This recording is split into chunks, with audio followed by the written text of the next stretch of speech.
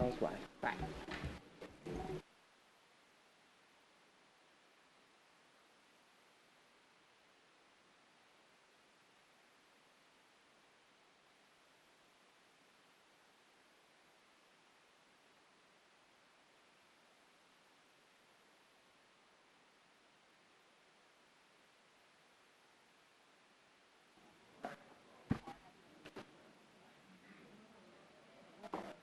Now I'm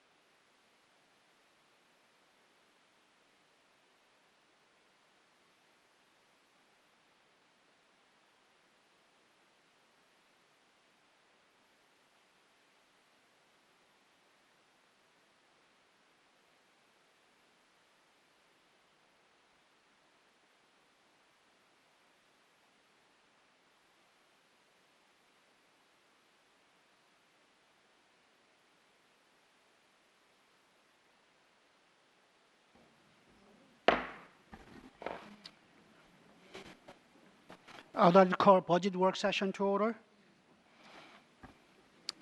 This is the last work session prior to budget adoption next Thursday evening. And hopefully we'll take this opportunity to ask any and all questions you have on the budget and share with the colleagues and all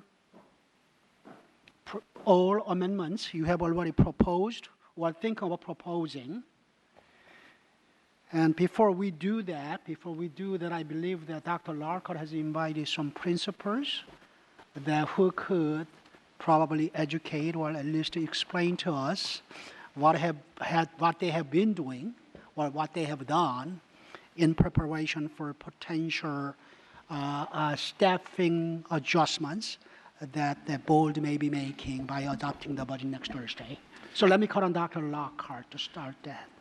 Thank you, Mr. Moon. Good evening, members of the board.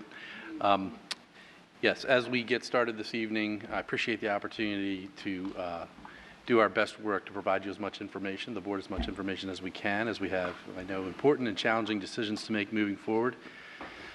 As you know, there's not a lot of things that I really like about the budget proposal that we're wrestling with here this evening. I think our principals have done an outstanding job with the guidance that we gave them early on in the staffing process. And I know there's a lot of questions around the staffing ratio that we're discussing as part of the budget proposal. I think it would be beneficial to the board to hear from a few of our principals. I've asked Matt Eline, Armando Perry, and now I'm drawing up completely. Thank you, Chris. He's my Larrick. one of the three. Just talked to Chris earlier. That would be a brain freeze, and I apologize, Chris. And they are here to share a little bit of their insight on that process, but also, more importantly, to be available to be a resource to you for questions that you might have in that area. So with that, if it's the board's pleasure, Mr. Moon, I could ask Matt to speak. Welcome. Thank you. Good evening, school board members. I am Matt Eline. I represent the High School Principals Association. Of course, none of us principals like the increase in class size, but we understand how important it is to compensate our teachers. When I was at the association meeting today, one of our colleagues shared this particular principal was out on the road on a recruiting trip. And she told us how many candidates bypassed FCPS and went to neighboring school districts to sign contracts. And it was because of the money that they were offering. So she shared that with us just today. We know how important it is to attract great teachers. Even though none of us want a 0.5 increase in classrooms, because we were told about it so early in the process, I think each school has managed and dealt with it. In the case of Robinson, where we look is probably making sure that our IB classes, even though those type of classes are kids that are highly motivated, we feel like we could put another student perhaps in an IB class, a higher level IB class, so that's what we look to do. Often health and PE might be another area where we look to put an extra student, perhaps even an elective. It really depends on the elective and it depends on the school, I will tell you that.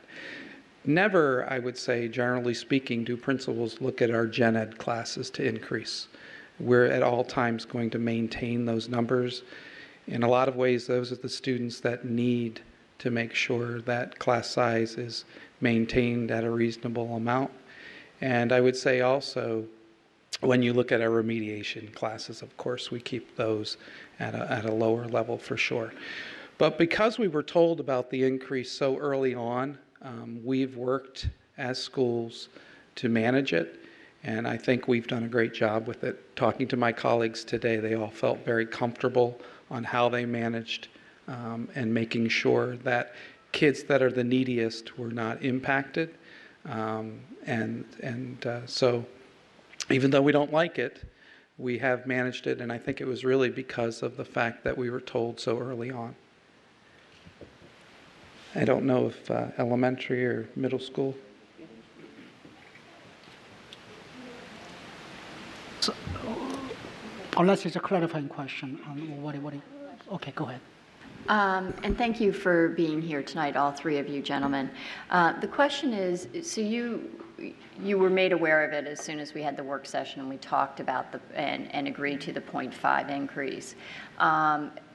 So you've already built that into the master schedule work that that is already underway. Am I correct? And so you really have, and if we were to change it, would that impact, you'd have to redo your master scheduling work that you've already done? You would, yes. Okay, great. Thank you so much. Really appreciate it. Thank you.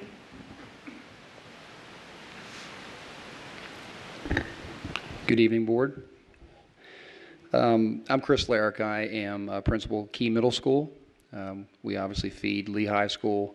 I've been at Key for 12 years, 6 as a sitting principal, and I'm here representing Middle School Principals Association.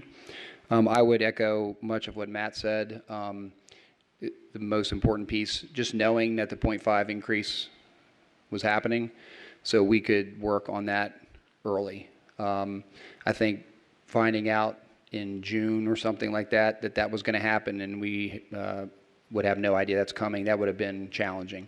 So each year we go to staffing, and it's never the same.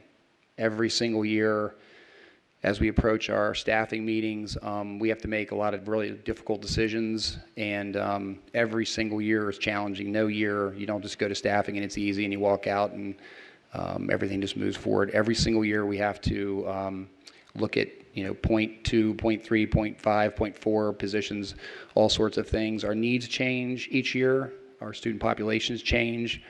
I think perhaps a school whose numbers maybe have gone down, maybe a school that lost a lot of staffing for one reason or another, maybe the 0.5 increase this year is a little more challenging for them. Key is a good example. Last year during staffing, we lost 5 full staff positions, 5. So to have gotten where we've gotten this year has been quite a success for us. And then it wasn't quite as challenging going to staffing this year. So we're very fortunate about where we are right now. Again, maybe some minor increases in physical education. some of our larger settings. But again, just exactly what Matt said, we generally are trying not to increase class sizes for our students who need the most support. And our biggest concern in terms of the entire budget is, again, exactly what Matt said, and that's going to be teacher compensation and keeping the best and the brightest with us.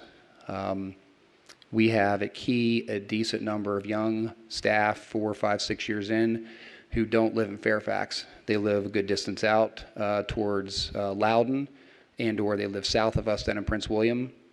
I know of a couple people who left recently to go to Alexandria because of the pay increase, and more people are kind of talking about that. So I would say in just a grand scheme of everything, and I think middle school principals, that would be our biggest concern, is just keeping and being able to retain a lot of the great teachers that we're getting. I know HR has done a great amount of work this year to hire. So they've made a lot of positive changes, and we've appreciated some of the adjustments they've made, which has helped us greatly. But really, in conclusion, I would say the 0.5, again, knowing really early that it was coming, hasn't been something that we've been extremely concerned about this year. Thank you. Well, good evening again. It's good to see you all, and thank you for the opportunity to come and share. I would just echo, I guess the third verse is the same as the first.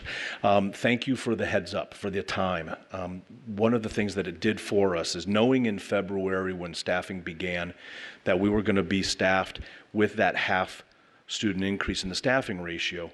What that allowed us as principals to do with 140 elementary schools, it gave us the time to start thinking about what do each of our individual schools need. That's something that it's not the same result with all 140 schools. It gave each of the principals the chance to know their community, know their children's needs, know their staff needs, and then to be able to plan for it. It's not easy. Certainly it impacts everything from assistant principals to ESOL teachers. It impacts our daily life, but by knowing early, we're able to work with our staff and then start thinking of where do we start allocating those staff members. I've had conversations with my staff to start talking about, you know what, I may need one of you to move one grade level. That's a lot easier to do in April than it is at the end of June or in July to call a teacher and say, I need you to change grade levels. This gives a teacher the opportunity for him or for her to start thinking about it, planning, and come to grips with the idea of possibly changing, and also having a voice. I've gone to every one of my teams and said, if you're interested in a new challenge, come talk to me. This gives them time to mull it over, think about it, what's good for them. And so I truly appreciate the time that you've given us. It's not something we like, but I think every one of us in our schools, we're used to having to make those difficult decisions. Ours is on a much smaller scale than yours. You all are doing it for 188,000 kids, and some of us are doing it for 3,000 or 600 kids. But we all have to make those very difficult decisions. I can tell you that I have had teachers who are staying with us this year because they have been hearing that teacher compensation is going to be one of our priorities. And I can tell you that they're feeling a level of comfort there. They're like, I'm glad they're listening. I'm glad they're looking out for us. So on behalf of the elementary school principals, I would just ask you to continue to keep the compensation of our teachers as your top priority. So thanks very much, and we're certainly happy to help out with any questions. Anything further, Dr. Locker, before I start calling on board members? Okay, I neglect to note that a couple of the board members are not going to be with us this evening because they have family and other obligations. Mr. Tom Wilson and Mr. Eric Fairfax are not going to be here with us. I have 4 board members on my list. I am going to. They are Ms. Hines, to be followed by Mrs. Huff, Mr. Schultz, and Ms. Evans, and Mrs. McLaughlin. And I am going to have to ask for a favor from my colleagues this evening since I'm not sitting here. I cannot quite read the names off on these lights, So after all of these 5 board members are done with, any board member who wants to be recognized, just raise your hand, just like a regular old-fashioned. I did offer to switch, I want you to know. I'm an old-fashioned person, as you know. So I'm going to start with Ms. Hines. Okay, thank you. Just a question for you all.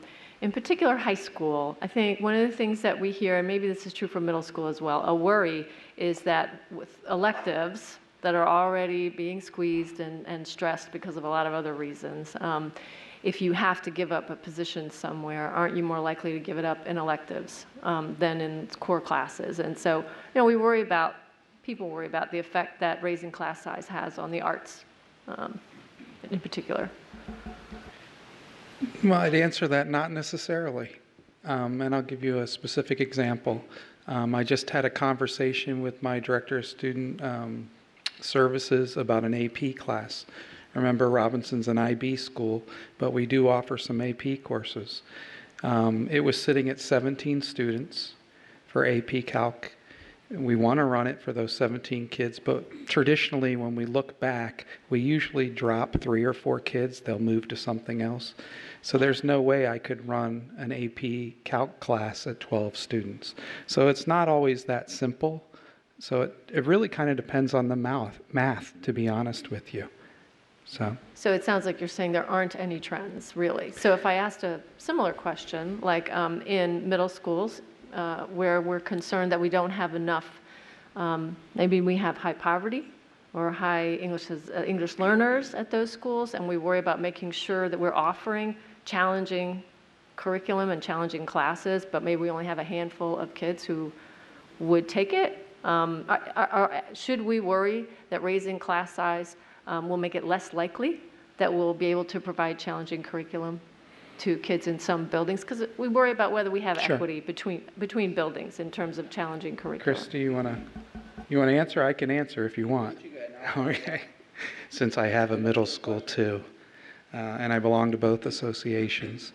Not necessarily, again. I think it's really specific to your building.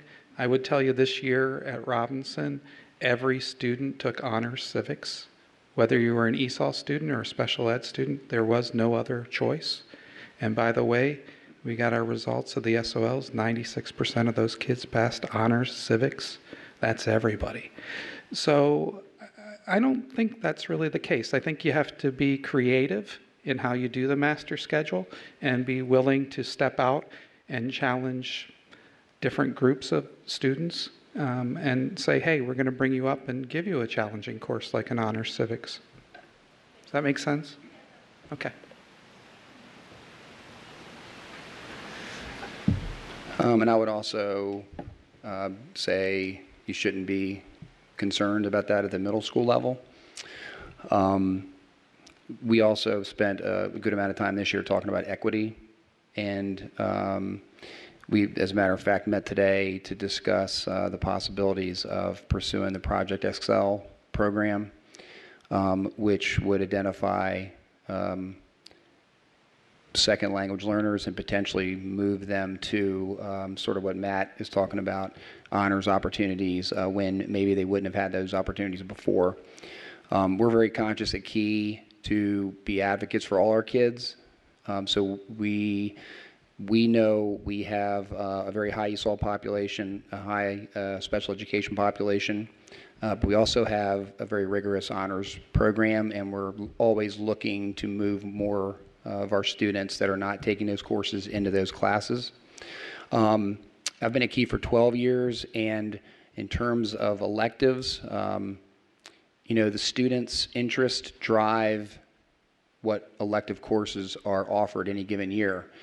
So at Key, family consumer science, for whatever reason, has always been a super popular course. Whoever the teacher is that teaches that class doesn't have to market. And then we have some other classes that are awesome too as electives, and they have to do a little more legwork to get students in there. So it's interesting. We're also seeing a shift in students enrolling in world languages. So again, if you look back 10 years ago, it wasn't common that a 7th grader would take a world language necessarily. We were seeing mostly 8th graders taking that first year of a foreign language or a world language. So now, of course, we see students stretching it out over 2 years, which is a great opportunity for a lot of students. My oldest took it as an 8th grader, the 1 year, which worked out great for him. My daughter took it over 2 years, which was a great opportunity for her. So I think the school board supports and wants more students taking world languages. So I think we just see more kids and families taking world language, and then student choice then drives some of that. So if you have 150 more kids taking a world language, then some other elective is going to be affected in some capacity. But I don't equate any of those changes to the 0.5 increase. Okay, thank you. And I would just say, I know that you all are concerned about equity for your kids, absolutely. I just want to make sure that we're not doing anything to make that harder for you. So, thank you. Iowa, Mrs. Hope. Thank you. So I appreciate you coming and speaking. I guess I also wish that maybe we had a couple of teachers and parents, because one of my concerns is I hear a little bit of a conflicting report from families who approach me and don't feel like an increased class size would be absorbed because they've experienced it in the past. And I've also looked at a budget response to one of our questions, and when you look at the average differences in the different middle schools and high schools, there's some pretty stark differences in some social studies and math classes. So I guess one question I have is, it seems to me tonight it's been presented that you absolutely would prefer teacher salary increase over class size. What I haven't heard is, what if something else was on the table? What if it had nothing to do with teacher salary and we came up with other ways to not increase by the ratio by half a student? Now, I'm sure it would depend what those things are, but all I've heard is you would prefer teacher salary over class size. So is the budget the best way that you like it now, or are there other things you would like to see us consider that would be better than a staff ratio increase? Who wants to talk about it? Anyone? This is like, whose line is it, or who's telling to tell the truth? I mean, I think principals spend a lot of time managing their buildings, and I'm not sure I've looked at everything about the budget. So I'm not sure I could answer that in a very intelligent manner. Mm-hmm. And I'm not sure any principal really could stand up here and tell you, I think you should do this, this, this, and this. You know, we're worried about running the building every day. So, right. So I guess, but maybe if I ask it a little, I didn't mean to put you on the spot, except to say that in my mind, it's not only teacher salary or class size. And I want to make sure that we are honest about the fact that there could be other things that we're willing to consider. And I'll just point out a couple of the comments I heard that continue to be a concern for many of the constituents I speak to, many of the families and students, is I've heard lots of comments of the students who need the most support, and lots of Project Excel and second language, and we know we're putting a lot of funds in Project Momentum. There's a lot of general education students that don't feel like their needs are being met because they don't have an extra need, and so they have the extra kids in their class, and they have the less teacher support. And the other reason I ask this is because, it might be some work to reorganize if there were an increase if we were to take that off the table, and you'd have to redo the master schedule. But I have to believe if we kept our teacher salaries the same and we didn't increase their workload, that that would even be better. I can't argue that. So thank you, I guess. So that being said, I want my colleagues to know that I am looking at amendments, not ready tonight, but along these lines of, how can we look at this budget this year that is not going to increase class size and that is going to keep the teacher salary scale in place as it is in the budget? And I'll ask a couple of questions after my other colleagues get to ask questions and speak of staff, and I'll maybe clarify where I am a little. Thanks. Okay, thank you. Mr. Schurz next. Hi, Mr. Uline. Come on down. Come on down. Come on down. Hi, Mrs. Schultz. I do. Well, listen. I'm very lucky. He holds my whole world in his hands, so I gotta be a little bit. I'm very respectful, Mr. Uline. So the question I have is a fundamental gate question. Would it be better not to increase class size? Sure. Okay. So starting with that premise, the other concern I have is, and I understand why when we ask staff for a question about class size information, that we're only given the quote unquote the 4 core in terms of what the class size averages are. But I also feel like as a board, we don't govern the school system based on the 4 core. So I feel like we spend a lot of our time talking about well-rounded students and how to make 21st century learners. And certainly, the kids have other requirements. Foreign language. I have to imagine that foreign language, I'm looking at the class size averages that came back in the budget report for us, and I'm sure they're not down in the 18s or 20s or 21s at Robinson or any other high school that you know of. You're asking me a question? Foreign language? Yeah, of course not. But you'd have to, you're talking about a major change to get down to 20. And you're right, that's where research says we could make a difference. If you can get it down to 20, I think you would definitely be a hero among principals. But No, and I'm not suggesting that 20 is good, Okay.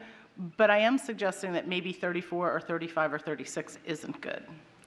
yeah, we're not at that. I mean, we're sitting at some of our classes, and it depends again. You got to remember, kids Right. sign up for classes. So Right. if you look at German and compare it to, Right. let's say, Spanish, it just depends on what they're signing up for. Okay, so that's sort of my question is that in order to meet kids where they are and meeting what they sign up for, Sure. because to me, that personally breaks my heart that we've said Robinson or any other school is IB, and if you want to access AP, well, if 17 of you want to, you can't, because we Right. can't afford it. Sure. We can't put you in the position. And so 17 children at one of our schools lose the opportunity to access some of the highest level coursework. So they're forced by nature to either take something they're not interested in, or they're forced by nature to take something that isn't their strong suit. And I have to imagine that that's just like one anecdotal, that repeats itself. So can I speak to that a little Yes, bit? please. Actually, our DSS called Woodson's DSS and said, do you have any openings in AP Calc? Could our kids come over and take that course there? So we do work with other schools to try to accommodate situations like that. And principals do that quite often. Okay, but that's not optimal, and then that's travel time? No, or- nothing's yeah, optimal, but yeah. you make do with what you have. Okay. So that's okay. You're free to sit. So that's the part I wanted to.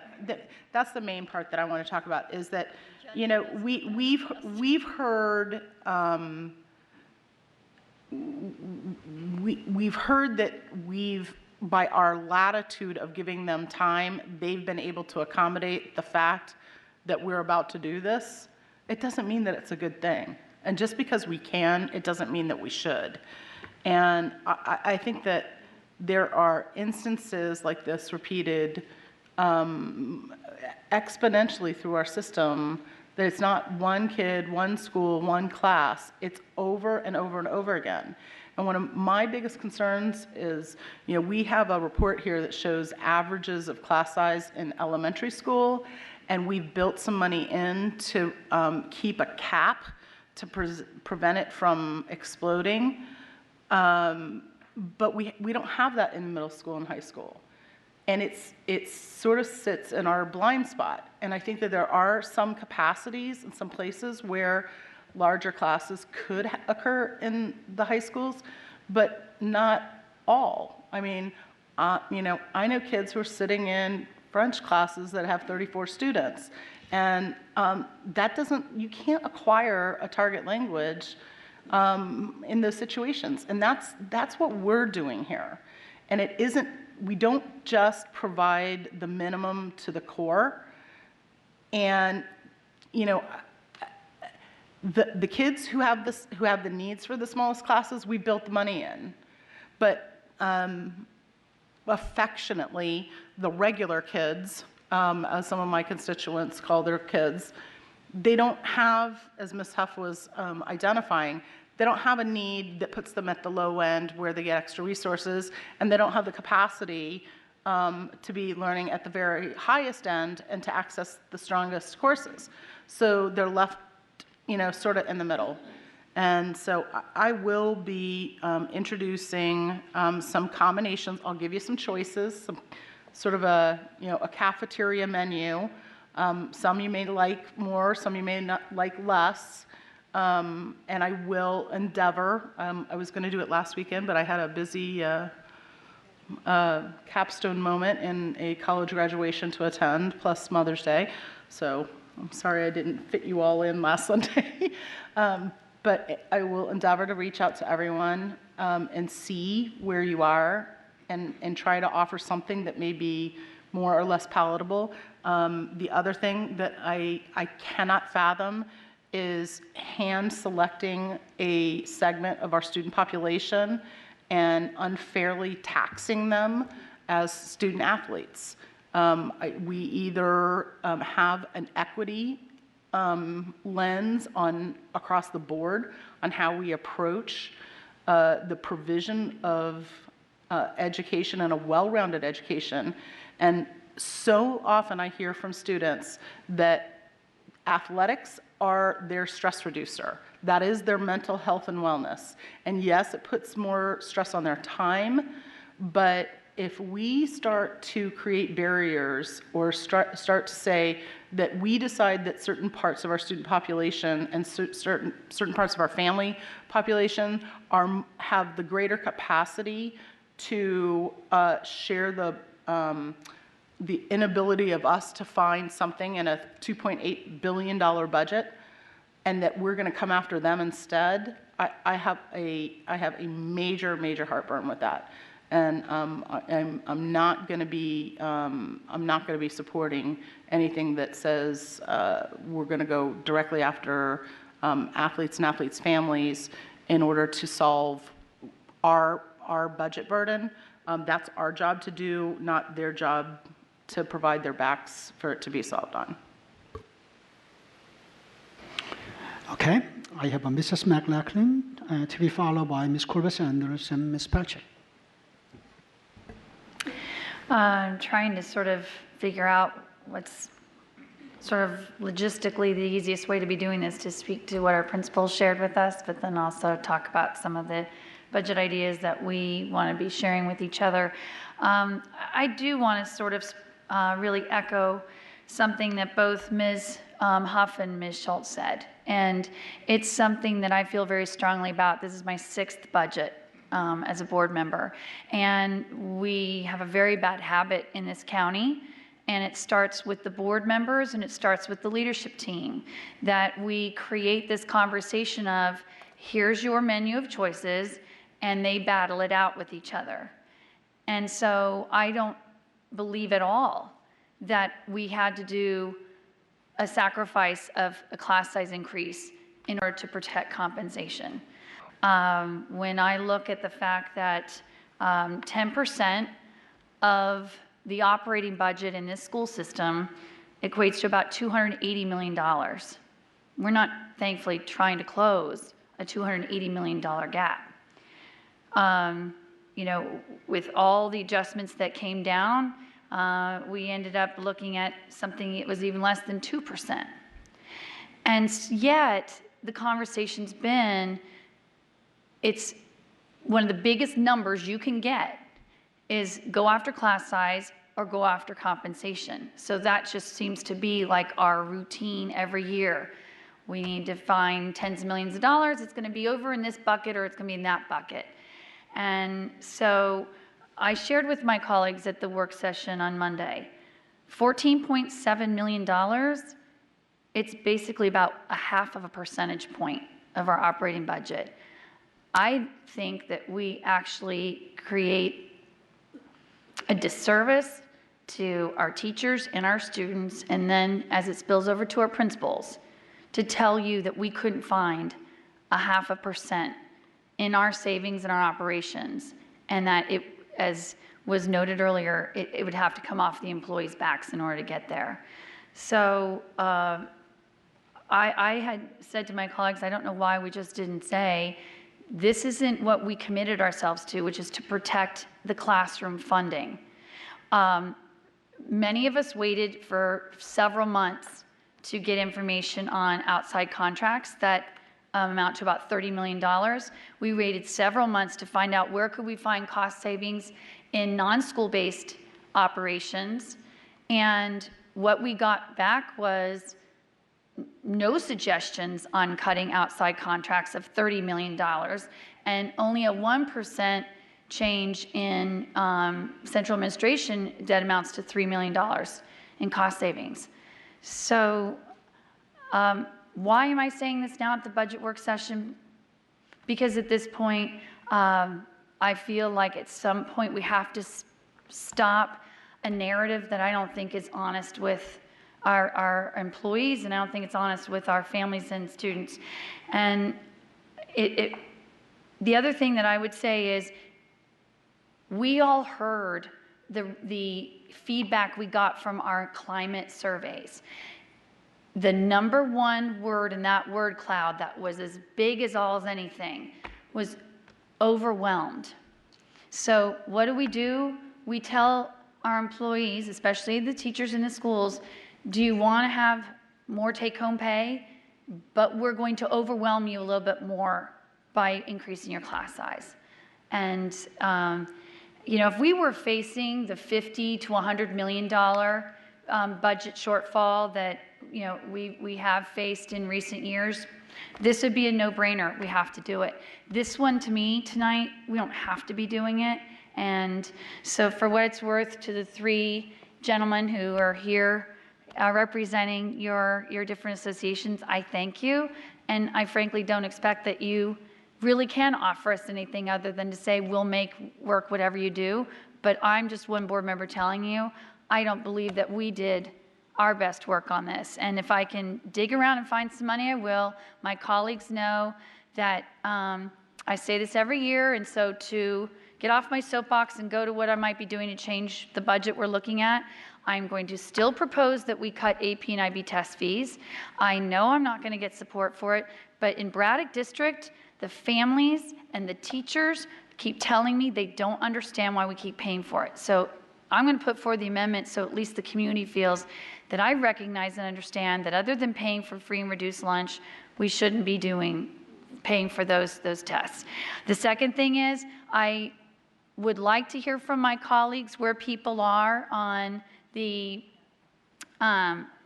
activity fee suggestion, where it would be for all students who participate in a staff-led activity, because that would yield about 1.8 million at the high school level, and I think it's about 900,000 at the middle school level. I would welcome our middle school principal maybe to speak to what that impact might be, because it would mostly be to the kids doing the after-school middle school program, and I'm not sure how I feel about that fee.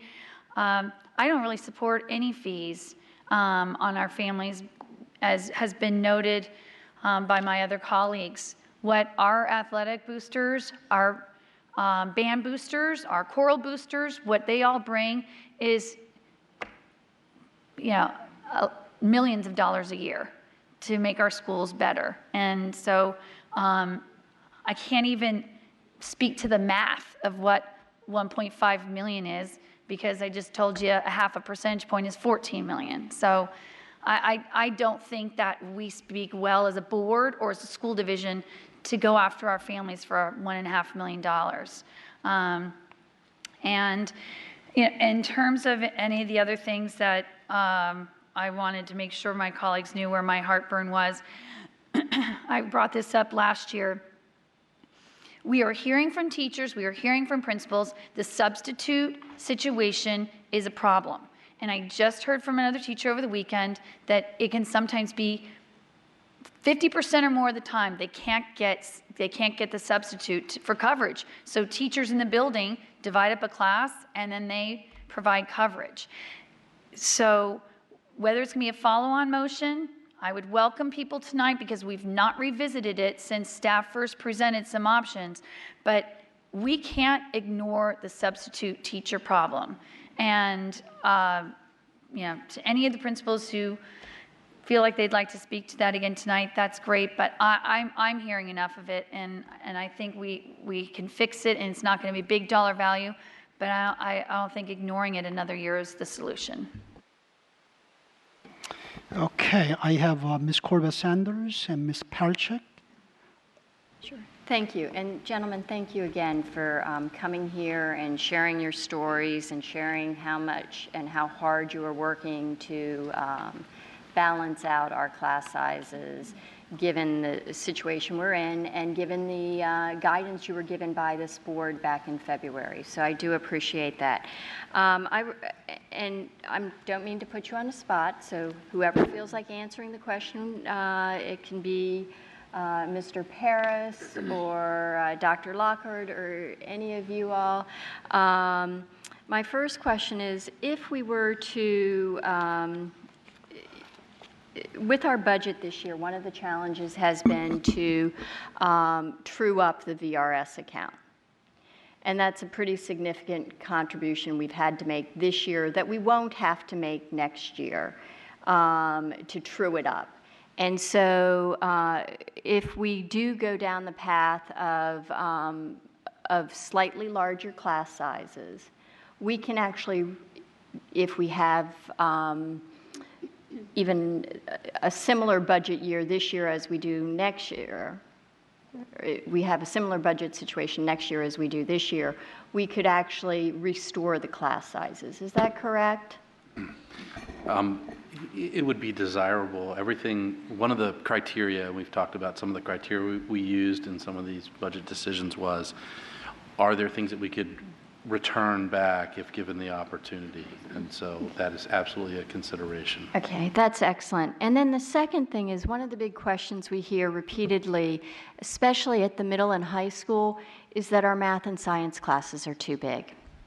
And that some of our science classes can't even do lab experiments because of the restriction of 25 kids in a classroom. So is there a way that we can actually explore, similar to how we dealt with the elementary schools with the larger class sizes, that we could have an IA in those classes? Or perhaps for those times where we want to we have experiments or things that are more problem-based, that we could bring in extra resources to make sure that our children are able to take advantage of those experiments or in those experiences. Is that something that you've ever considered doing? I know some districts do that.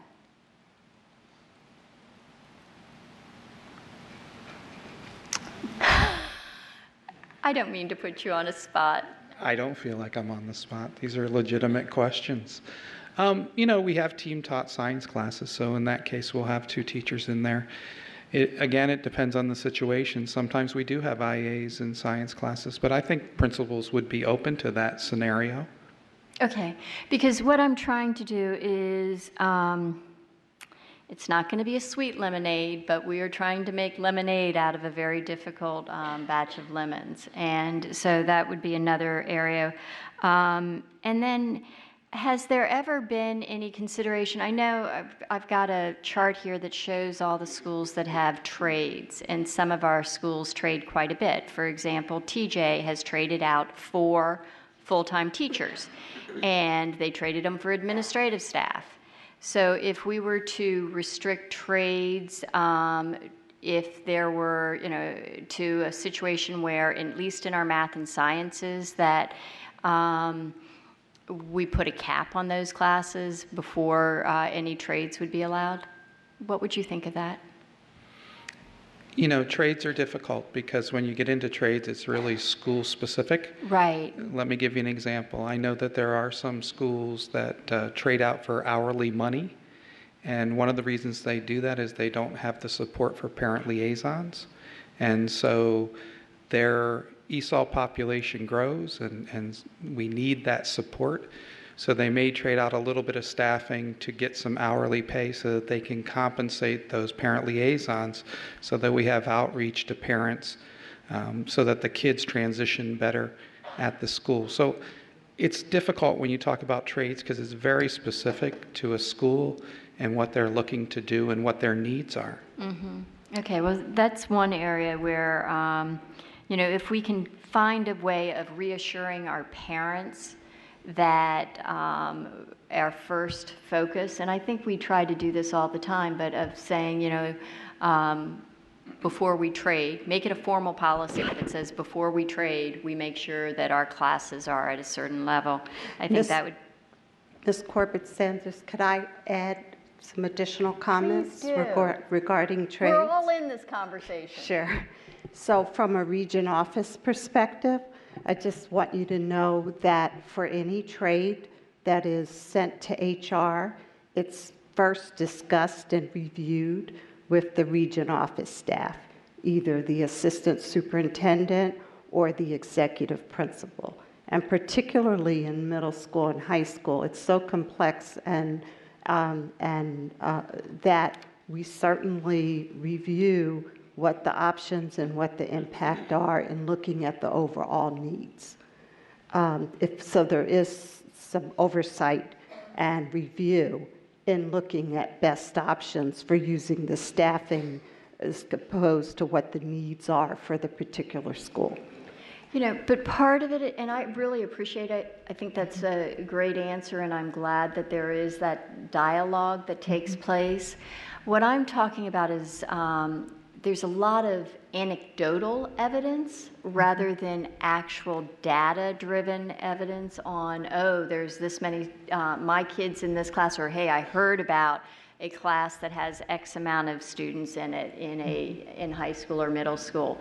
And so if we can send a very strong message to our community that, especially in our core, that we are, no matter what level, general ed, remedial, advanced placement, that we take into account the importance of keeping those classes as small and manageable as possible. I think that's going to be important. And then I wanted to talk a little bit about the overwhelmed. We keep hearing about our teachers are feeling overwhelmed, and there seems to be overwhelmed directly equates with class size. And I'd like to just kind of open it up to you three gentlemen, the people up on the side dais, to really give some context. And I see Kevin out there, so Kevin, maybe you can give us a little bit of input on this. Is overwhelmed directly correlated to class size, or is overwhelmed correlated with all of the other things that may be put on a teacher's plate? Could we do something more with providing more planning time, or perhaps less mandatory assessments? Because I think not only are the teachers overwhelmed, our students are overwhelmed. So please jump in, folks. So the short answer, I would say, is my suspicion would be overwhelmed just by the sheer amount of work that they have to accomplish, less about the numbers of students we're working with. I first started teaching at Whitman Middle School, and it was not uncommon that I would have some classes that were 19 or 20, but just the way the master schedule works, I would also have classes of 30, 31. And I was a teacher where I welcomed all kids, and if they were going to give me 33, I took 33. and I felt like I was a great teacher, and I could take as many kids as they wanted to give me. So the number, I think you have to be real careful just to say, because the class is large, that there can't be great instruction and support given to those students. If I can keep the teachers with me, if I can train them, if we can help support them, I feel like we can help them manage their classes, whether they're 24, 25, 26, or larger. So we now ask our core teams to have formal collaborative meetings several times a week, where we continue to add programs on top of programs. And, a good thing is, last couple of years we've had this one large focus on literacy, which has been, we've really supported that. It's been nice to have a large initiative like that we continue to come back to, that we continue to refine. But I think it's more about just the magnitude of just the different things that come up on any given year. As a matter of fact, we just had a planning meeting this morning, and we listed all the things that we're working on, and the list is pretty extensive. And the first thing is, what is the impact on our teaching staff? What does this look like to them? How does this feel? And how do we manage this? So again, I'm going to go back to your programs are only as good as the people that you have running them.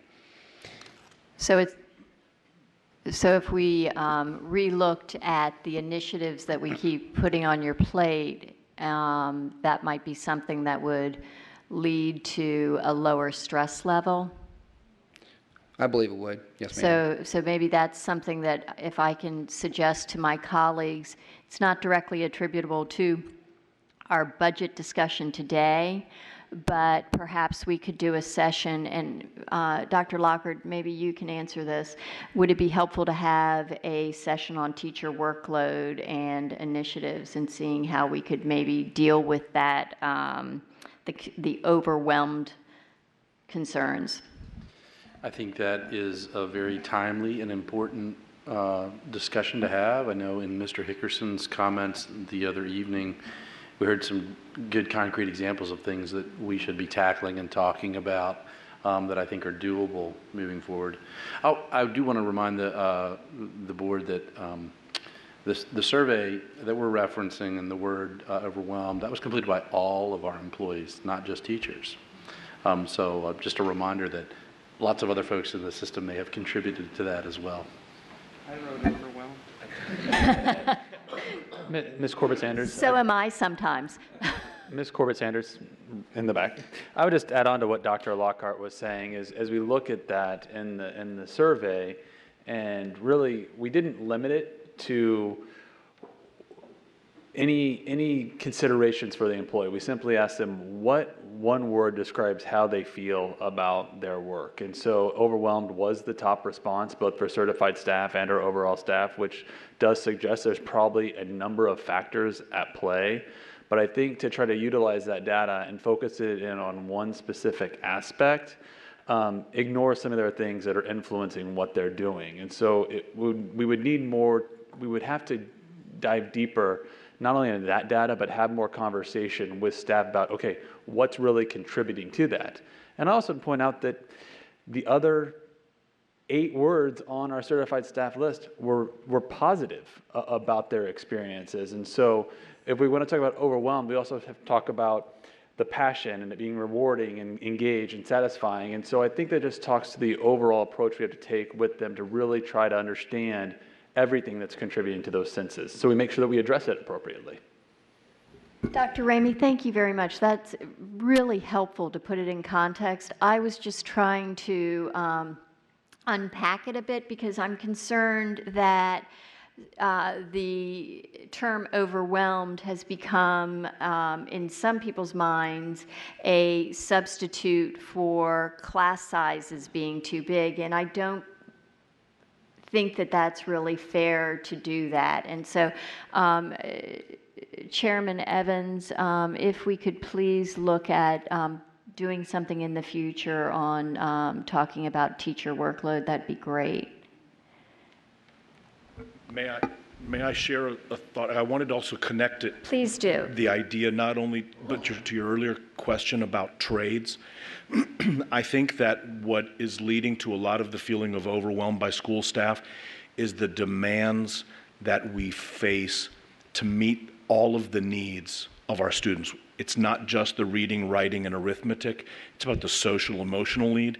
And I wanted to share, I reached out to our principals about trades, and where I'm concerned about setting restrictions on trades and not allowing it to go through the process where we confer with region is that I would fear that it would damage or limit the flexibility that principals use. And just to give you a couple quick examples, some of us, we get a half of an advanced academics teacher, and because we're in a Title I school, we pay for another half. We trade a general ed IA so that we can get a full-time advanced academics to provide greater opportunities for enrichment for those underrepresented students who have the ability and need the access to the higher level skills.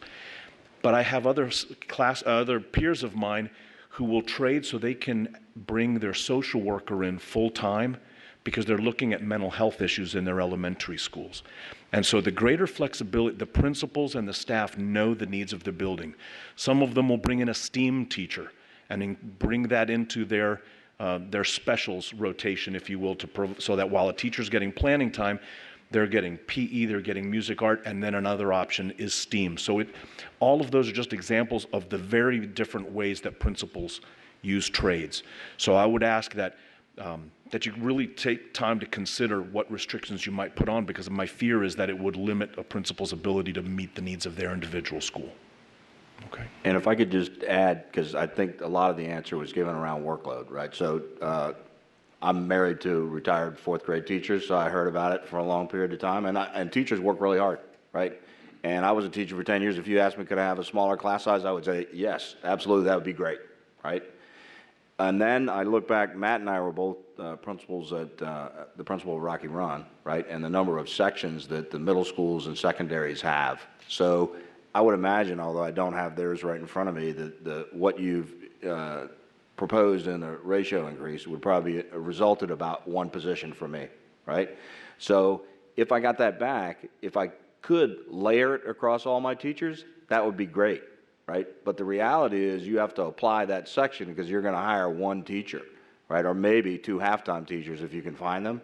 So I can only knock down, if it was completely around class size, one or two content areas because it's difficult for me to spread it out, right? So I think workload, to say if you had fewer kids, would it be easier? Sure, that's logical, right? And if we're willing to make a long-term commitment to knock class size down significantly over time, 4 or 5 students, then I think you'd have returns and people would come back and say, yeah, my workload has been reduced. But I'm not sure that in the parameters of the reality of what we have, that's going to be a realistic pathway for you. Thank you very much. That's good insight. I would love as a board for us to set as an objective, in the same way we've set an objective on teacher salaries, that we set an objective of class size investment over a period of time as well. Okay, thank you, Ms. Corby-Sanders. I have Ms. Pelchik, Mrs. Strauss, and Ms. Evans for the first go round, and then I have Ms. Hines, Mrs. Hoff on the go back list. Anybody else? Ms. Pelchik. Thank you. I will give Armando and Mr. Larrick a chance to answer some questions as well. And I think a little bit related to what we were talking about, when I visit schools, and I really appreciate meeting with groups of principals and principals in their schools, I know you're always working really hard with your staff and your team to try to meet the needs of your students, right? And figure out, and that's where I think both in classroom and the schools, we look at the balance between flexibility and ensuring that we have equity across the board, right? So I was wondering if you were able, because you speak to so many of your principals in your association, give us a sense of how principals look at that, look at, say, balancing class size and how a teacher maybe best meets the needs of students, whether it is a general ed classroom or it is a classroom where they might be English language learners or special needs. How do principals kind of look at that and work with teachers to decide, well, over here, a couple more students, we might be able to meet the needs. I know you talked about it a little bit. And over here, well, I have 15 students or 25 students with really high needs. So I don't know if you can that's kind of a big question, but share a variety, especially, and I know you're both Title I schools, correct?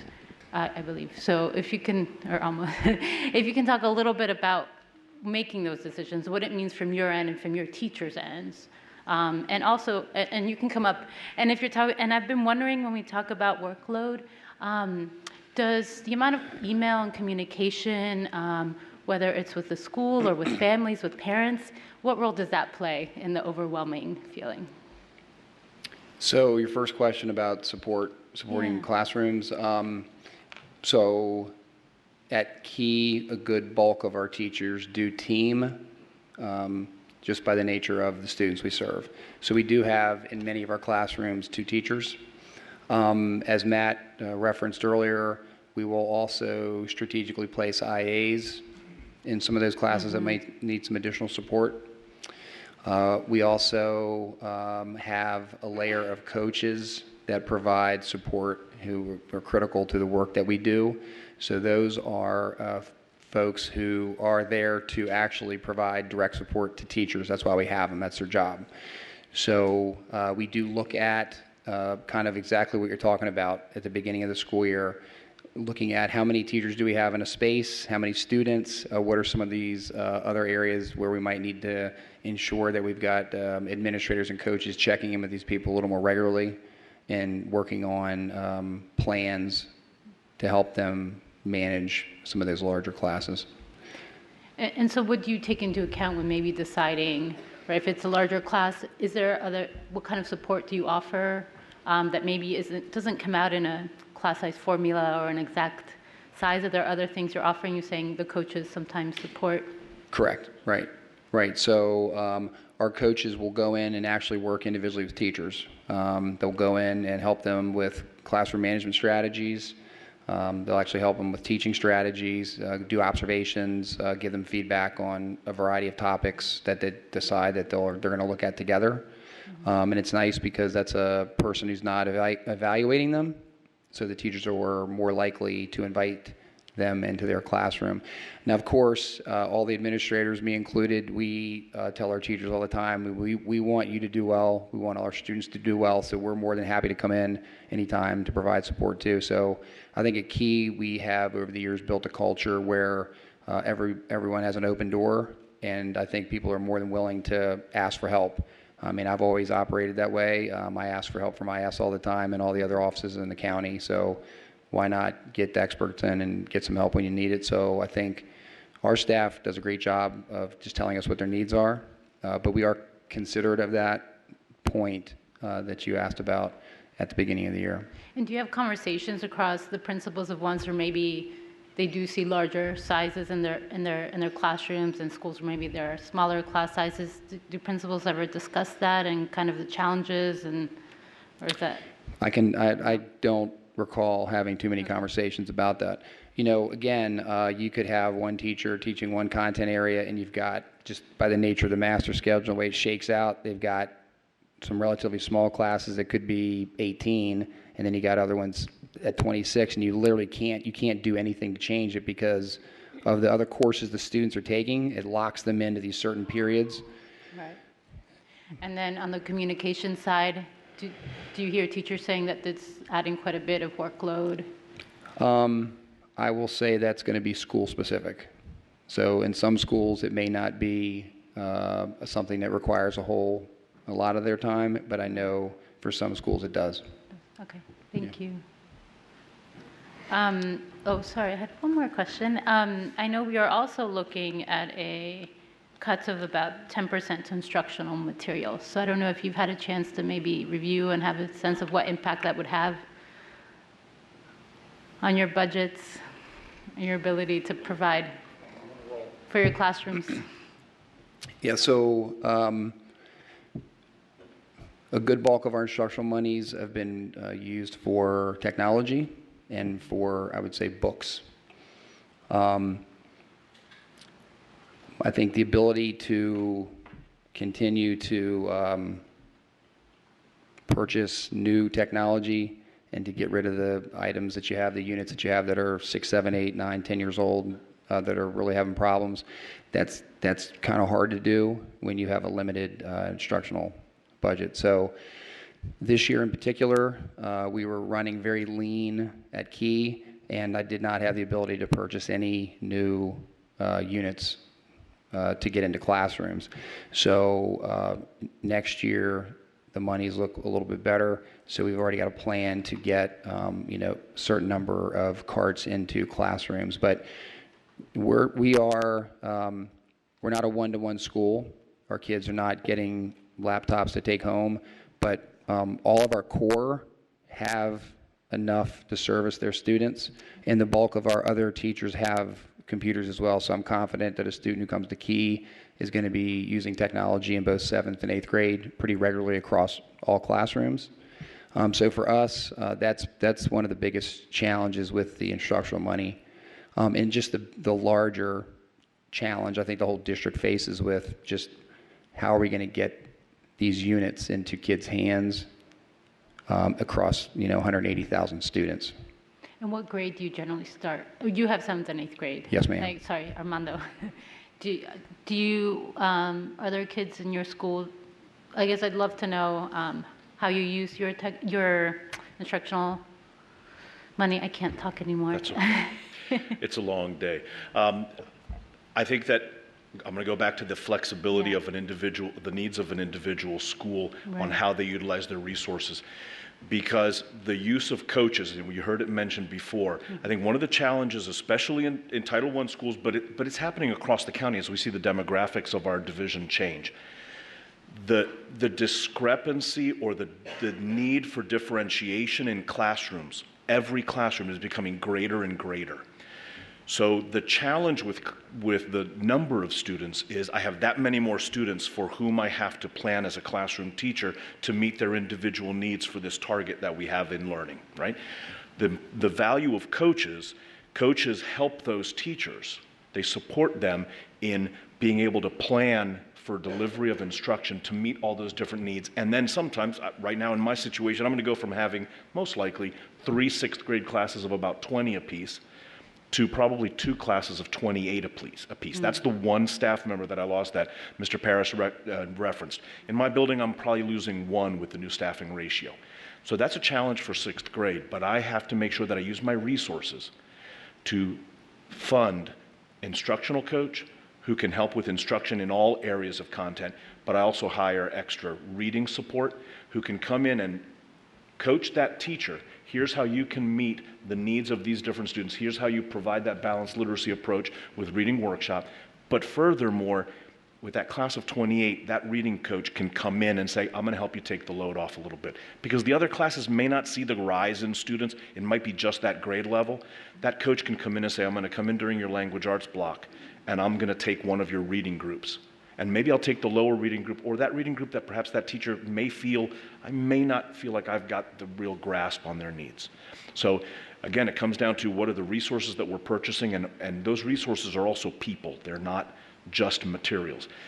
For many of our children now, especially with increasing number of children living in poverty, it's about what engaging texts, hitting a variety of genres, a variety of topics, are we purchasing so we can put them in students' hands? It's about classroom libraries. I can tell you at the elementary level, that's a huge area of focus. And follow up on that. I know in some schools, the PTAs are able to support and provide some funds. So I'd love, is that something you've been able to see in your school, or is there less of that? We have a small but active PTA, and they do help us, but they can't generate the resources that perhaps some of our other schools. It's also not a source of funding that we can count on every year. We keep going to our parents and saying, can you help us with this? And I think all of us are blessed with very generous communities, but they can't always count on how much can they raise. That's one of the challenges. We look at it every year, and we do have a PTA that supports us, but they work with us to say, what does the school need? Thank you so much. You bet. Okay, I have Mrs. Strauss and Ms. Evans, and after that, I would love to be able to excuse our principals so that they could go back to their respective schools and families. I just wanted to give you some options to consider. Mrs. Strauss. I just wanted to thank our principals. It was a great idea to have you come tonight. Hearing your specific stories puts the appropriate context with the budget and the decisions that we have to make. Principals are very believable, and your stories are very helpful. So I just want to thank you, and I think this helps to answer a lot of the questions that we've had. Thanks. Ms. Evans. I also will thank you. This was wonderful to get your perspective on something that's very, very important. So just for myself, I'd say, of course, none of us likes to see any class size increases. We know that that's not ideal. We want to see smaller class sizes to the extent that we can. So I do appreciate you giving us your thoughts about how this can be accomplished in the least painful way. I will say I was surprised when I looked at the specifics on the impact of class size that there were some very high poverty schools that took a pretty significant hit. And that was after other high poverty schools took a hit when we voted to raise the floor from 17 to 18 students, which of course only impacted the high poverty schools. So that gave me concern to see that. At the same time, I did want to recall at our work session, we did talk about the fact that we have put into our reserve another $10 million to take care of individual situations where there really is a high need, whether that's a school, an elementary school, where the classes are just plain too high, and we need to do something about that now, or whether it's a school where there's a sudden influx, which some of our schools have unexpected influxes of kids. So I am feeling confident that we have approached this the right way, that we will be able to target those schools that we find have a very significant problem, a significant specific need. And so I'm glad to see that we did add that and that we have kept that into the reserve. I believe there's going to be some proposals to put a bit more money into that reserve to continue to make sure that we can deal with specific situations. So, and I believe I'm going to be able to support that. I'm sure we'll talk about that a little bit later. Thank you again. Appreciate it. Okay, with that, I want to thank all three principals for, I know that you're probably Sorry. with the principals. I don't have any questions, and I apologize to put you on the spot before, but I think I do want to comment while they're still here, if that would be okay. Sure. Okay. If you could limit that to. I never go. I don't usually go on. Maybe I want to push back a little bit, but I have concern that now we're saying that increased students in classrooms are not increasing work and causing piece of the teachers being overwhelmed. More students in the class means more papers being graded. Ms. Palchak mentioned communications. That's more parents to communicate with. That's another student's social emotional health, as you mentioned, to deal with. So I don't want us to leave here tonight saying that this won't affect the feeling of being overwhelmed in the classroom. And I appreciate the conversation saying that in the future we're going to address these other pieces of it, but right before us today and in this next week is the class size issue. And I appreciate Mr. Paris saying that we should look going forward at driving it down, but we're driving it up this year, so that doesn't make any sense to me. If we can't prioritize it this year, and in the past, we've never bottomed back down as far as I've seen, and only into the reserve, never across the board.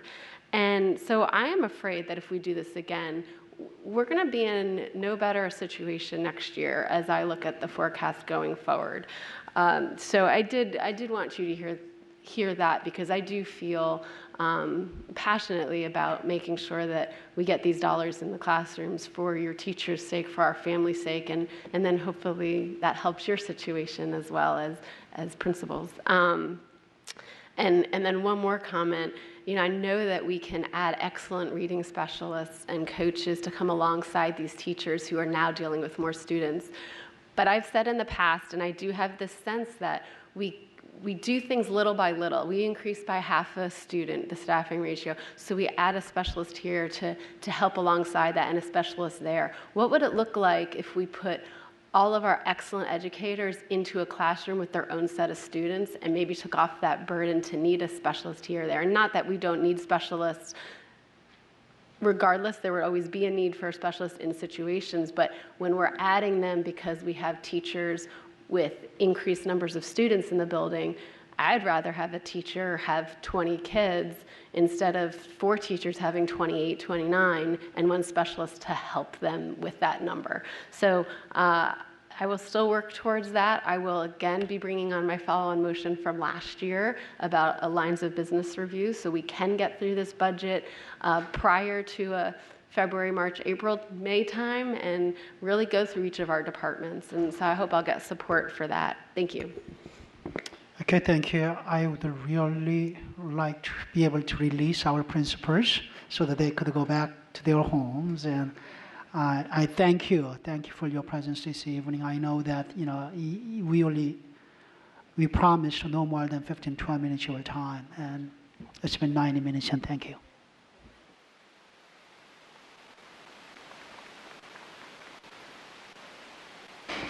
With that, I have board members on the go-backs list, and hopefully we can share if you have any amendment you want to lay out for your colleagues' consideration this evening, so that if there is enough support on any of the amendments, and if we need to create omnibus motion, I need to know that.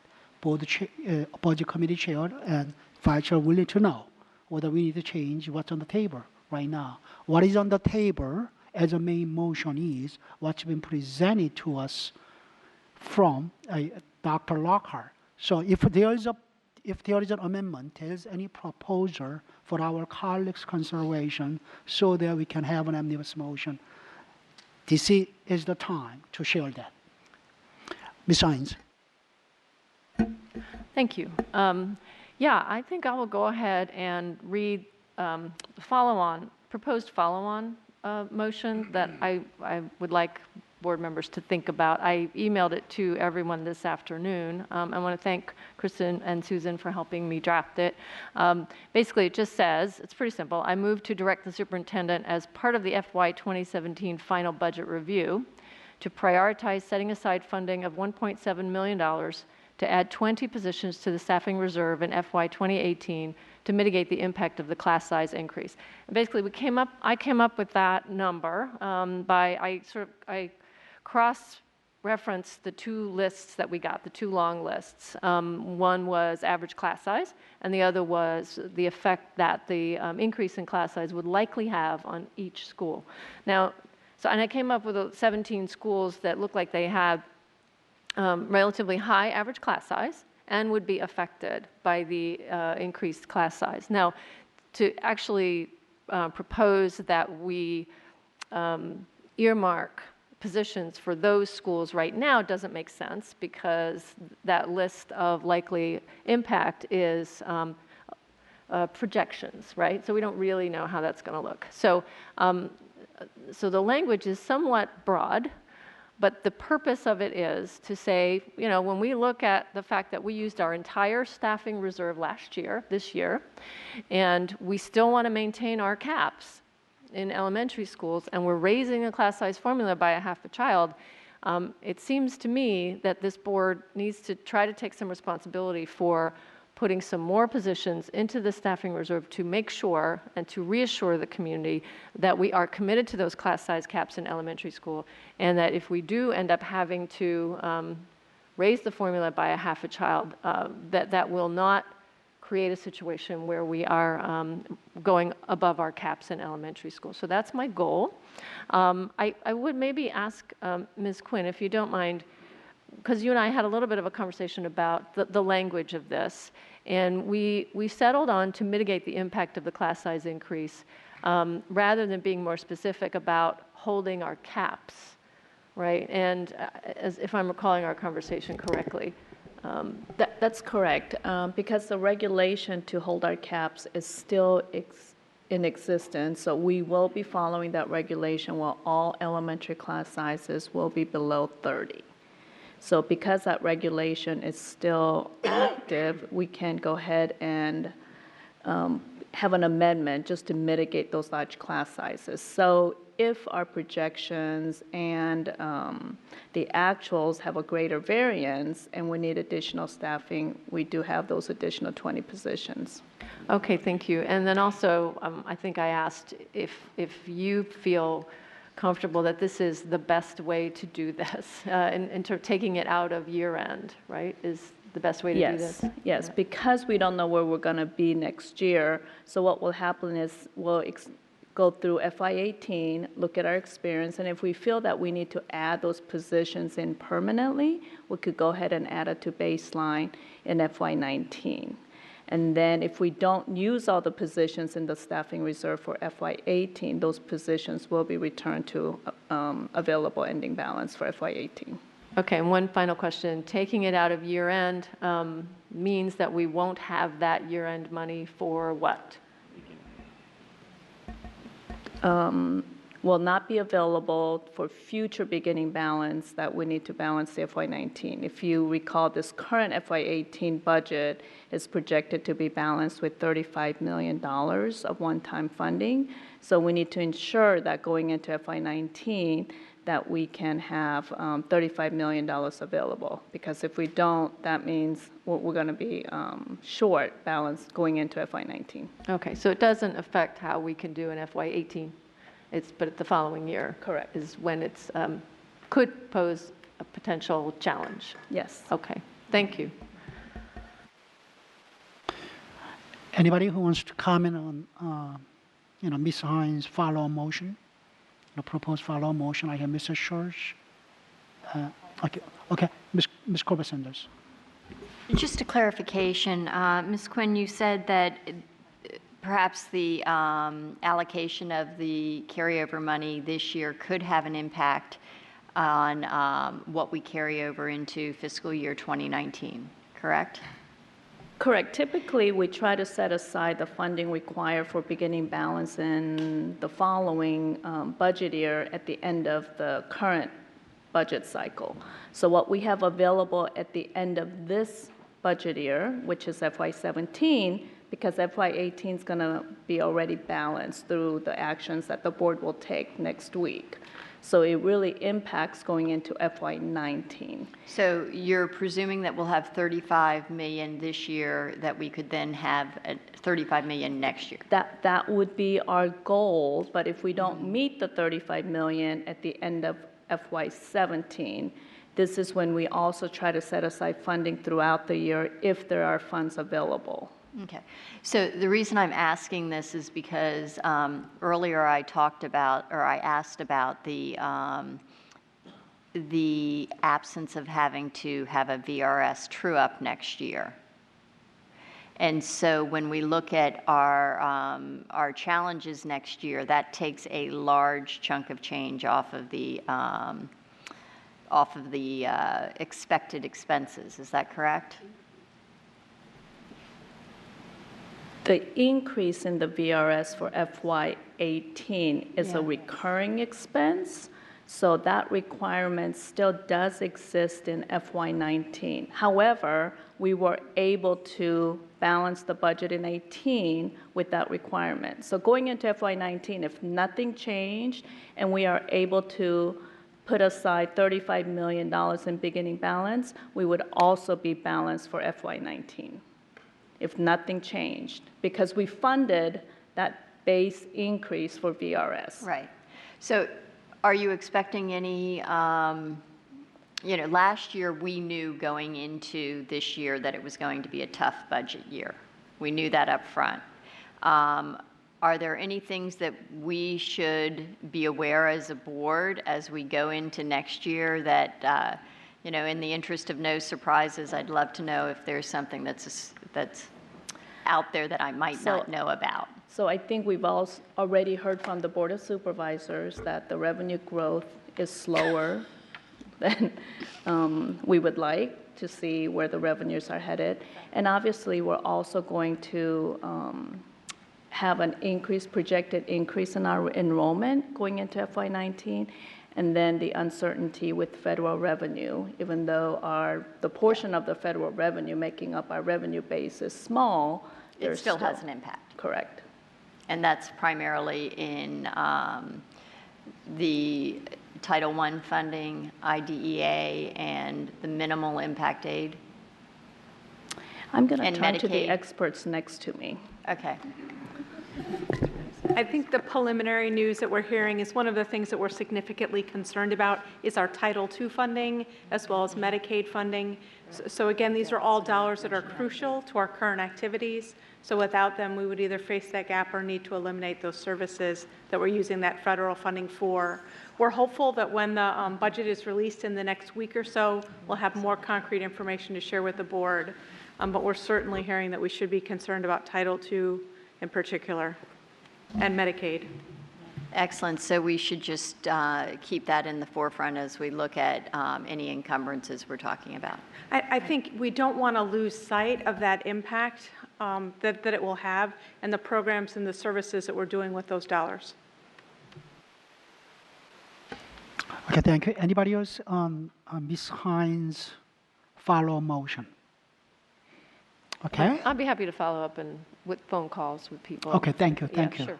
But we do have your language already posted, correct? I don't know if it's posted. It's not posted. It's just I sent an email. Okay, I'm going to ask later on. We'll talk about the timeline when to really finalize the proposal for amendments and when to be posted, etc. Yes, I have a couple of follow-on questions, and I realize one is actually related to this. So because this was just sent this afternoon, Ms. Hines, I'm sorry I haven't looked at it yet. When you established which schools you based that number off of, and this was part of a question that I asked just prior, and I don't know whether this is probably most appropriate to Ms. Lovegrass or Ms. Michael, I don't know. Part of the problem that I have in the numbers that have been given to us in terms of class size for elementary schools, it doesn't include the children with disabilities. And this has been a little bit of a perennial problem Mr. Plattenberg and Mr. Sneed and I have talked about before. When you go to any profile of any of our elementary schools, you'll see a K through 6 grade number of students. And then over to the right, you'll see under the profile, you'll see a special education column, and then you'll see an advanced academics column. And the problem that I have with the numbers that have been given to us is that the students with disabilities is sort of, just because of the way we report it to VDOE, are pulled out. And there's some schools where there are a lot of children with students with disabilities that aren't factored in necessarily with class size. And so it looks like the number's really small when the number's actually a lot larger on a day-to-day basis. And granted, there are pullouts. Those are resource students that are pullouts, but they may be out for 1 or 2 periods a day, or even just 1 or 2 periods a week. And the class size is not dramatically reduced unless you have a high incidence child, a high impact child who's pulled out for more than half a day. And so self-contained students are pulled out of the numbers, Yeah. but if they're less than 50%, they are included. Right, so there's, from the count that I sent in today, I think it's 15,539 special education students across the board, and I believe that was about around 6,700 at the elementary level. And so the vast majority of those are not self-contained. So Ms. Schultz, can I just provide one clarity? Yes, please do. You are correct in how we report the data to VDOE and how it is presented in our profile sheets on the web. You are correct that we don't include the special education students, but when we account for the class size cap under our regulation, we do include the students getting special ed services within that classroom. So are you saying that the answer to question number 99 includes students with disabilities? I don't think so. That question may not, but when we apply the cap, when we go through staffing in the September and August, September, and say, how many students do we have in a classroom, we do count all okay, so that goes to my question to Ms. Hines or to you all, is how is the determination made? You're not at September or October. You're not going to know which schools are impacted. See, this is the nexus of information that I struggle with. Is on the one hand, you're telling us that you're predicting that the 2,180 students that are coming, you know where they're coming. You know which school they're coming to. But then on the other hand, you just said that you don't know where we're going to be in September.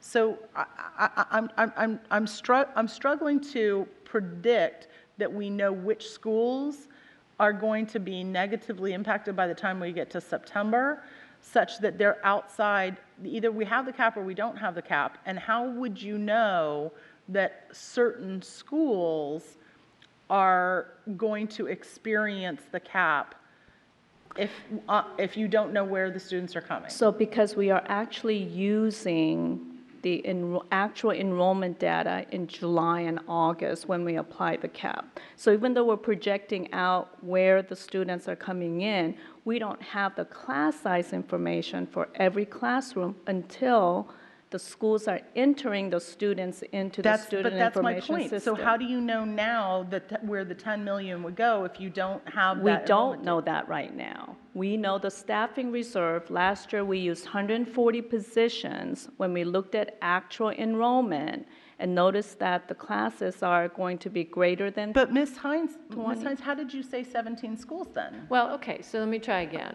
Looking at the projections. Where on the one hand you're saying we don't know which schools, but on the other hand you used an exact number of schools. Right, and when I first brought this up, I said I have 17 schools that it looks to me like will have a higher than average class size average, right? Have a relatively high class size average, and I think I used 24 or higher as the average elementary schools. And then also it looks like from the other chart will be affected by the class size increase, right? And then I had a little conversation, and I was reminded that the chart about class size averages, that's real. That's based on real current information, right? But the other one is a projection. How will the class size increase affect certain schools? So if I could take that list of 17 schools, but by August, it wouldn't be the right 17 schools or 20 schools or 20 positions, whatever it is. So it's my understanding that projections, we know how we do projections, and it's tricky, right? But that the staffing reserve is based on assumptions, based on experience, right? So, and I think built into that is the experience that we have every year where we end up having to hire special ed. Because I know that there have been some years where we get to the middle of the year and that is suddenly a big need because we've added kids to the roles, right? To special ed. So it's basically, we came to, I want to make sure that the staffing reserve for this coming school year has enough in it to cover the possibility that that 17 to 20 schools, or however many, might be in trouble, might be at risk of going over caps because we're raising the class size average. But you're not. We may not. Just to clarify, then, Okay. your amendment is not going to propose that you're doing a carve out for 17 schools that you've identified. No. You're no. just saying money. Right. Yeah. I'm sorry. Okay. Adding to the staffing Right. That's okay. I can let her explain to me. That's, Right. I'm asking her to explain her. Right, no, her and I'm follow-on sorry if I motion. was confusing about that. That's just sort of the Oh, okay. background, Well, how that- I so- came All right, to. so that's a crucial understanding, is that it's just, you're upping the reserve for the schools that are most impacted. You're not carving it out for 17 schools. Great, okay. That's it for that question. I don't know if it's my turn for the other. I have a couple other board members before you. So I had actually Mrs. Hoff. I don't know whether you wanted to speak again right now or. Yeah, I will go. So what would it look like, given the conversation we just had, to use one-time funding to buy back the class size increase at the end of this fiscal year? It would be one-time funding, it wouldn't be recurring, you couldn't always do it. I'm going to actually turn it over to Dr. Ramey for the staffing piece, but for the financial piece, you are digging a hole going into FY19 because you are now using one-time money for a recurring increase into the budget. So if you eliminated the, if you use the end of the year money. I understand, Okay. right. But fiscally, we could do it. Yes, you can. Because you're saying FY19 is balanced now. No, FY19 is balanced only if we could set aside $35 million I guess that's what I any meant. FY19 increases. is balanced now based on the 35 million. If we could set aside the 35 million. We Okay. have not identified the 35 million yet. Okay. How much was left at end of year last year? I think we had set aside 26 initially, and then during the year, we were able to identify some additional funding. But the to- 26, did that all fall out end of year? Yes. And our current attrition rate is at 2.1%? That's right. So what is the value of a 0.1% or a 0.5% on the attrition rate? So we closely monitor that attrition rate, and it's important that we not only think about what we're budgeting for during the year, we also budget for base savings. So in the FY18 budget, we've already increased our projection for base savings. Right. Right, so I really don't feel comfortable increasing that anymore.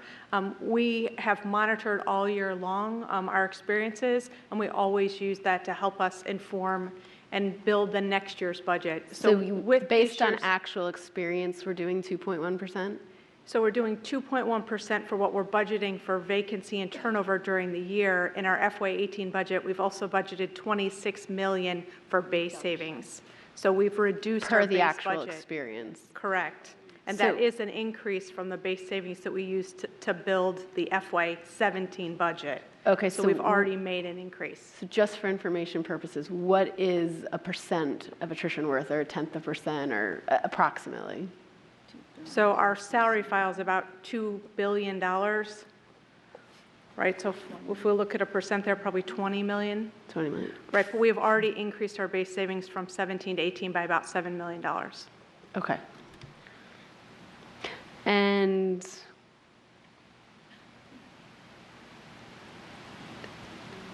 Did you? All Oh, wait a right, minute. Just to be clear, was your question about 1/10 of a percent or just 1%? When she said 20 million, 1% would be 20 million. 1% is 20 million. Yeah, that's. I what asked it both okay. ways, but my answer was to 1%, or the answer I received was to 1%. Okay, thank you. I think the only other piece of that we didn't answer is, in the event at year end, we decided to add a substantial amount of money to hire new positions at that point. Right, if I can let Dr. Ramey talk about what that impact might be. The impact would be that if we don't add that money till year end, and we're talking about end of June, beginning in July, we're back in that standpoint of hiring very late in the game. And so then also it talks about, then we heard the principals talk about how they've already done their staffing. And so by doing it at that point, that would create some ripple effects that would make it very difficult on our principals in terms of scheduling, but then also in terms of going out and restarting, or continue, well, I hope it's restarting, but ramping up again our staffing process to go out and attract additional teachers to the division. aren't those positions from the staffing reserve going to be happening about year end anyway? Some will, some will not, and so it's not like it is not done. we've already, well, we're actually trying to move away from doing that. And so one of the things we've done to address some of these things, it's one of the things the principals talked about with knowing the 0.5 increase earlier, is that we've begun to allocate those positions from the staffing reserve so that the principals know and can expect to have them. And so we're already down that road so we can try to avoid getting to the end of July, beginning of August, and then allocating 400 positions 3 weeks before school starts. Right. No, I definitely understand that the benefit of the early hiring, but there's going to be some of that later hiring that's unavoidable. Because we don't know where the students, I mean, we just had the conversation. We don't know where the students are showing up. Correct. So principals can't plan that. We just like to minimize that as much as possible. Sure. Okay, thank you. I also thought of one other thing that I should have said.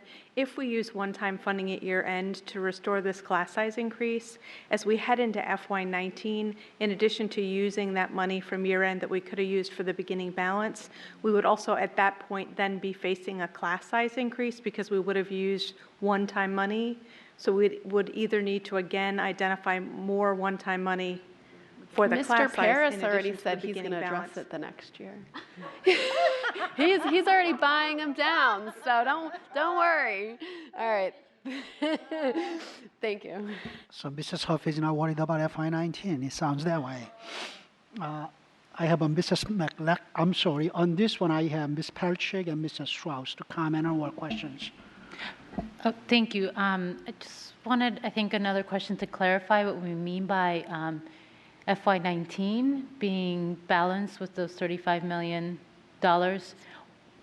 What does that mean? So it means no, does that include an MSA? Does that include? Correct, if nothing changes from the 18 base. So if we want to continue with the teacher salary scale investment and have any employee compensation increases, we will need additional funding, increased revenue. So that does not include any of the unified skills because Correct. it's not this Correct. year. And I said or it's the MSA. consistent with FY, where we are at FY18. So exactly, so no ability to do anything in addition. Correct. And we could have increases in healthcare.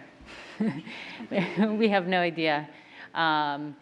And we don't know about pensions as well. So just to get a little bit more perspective on that. My point was that we must find $35 million if we don't want to make any reductions to stay consistent with 18. No, thank you. Sorry, another quick one on the projections for next year.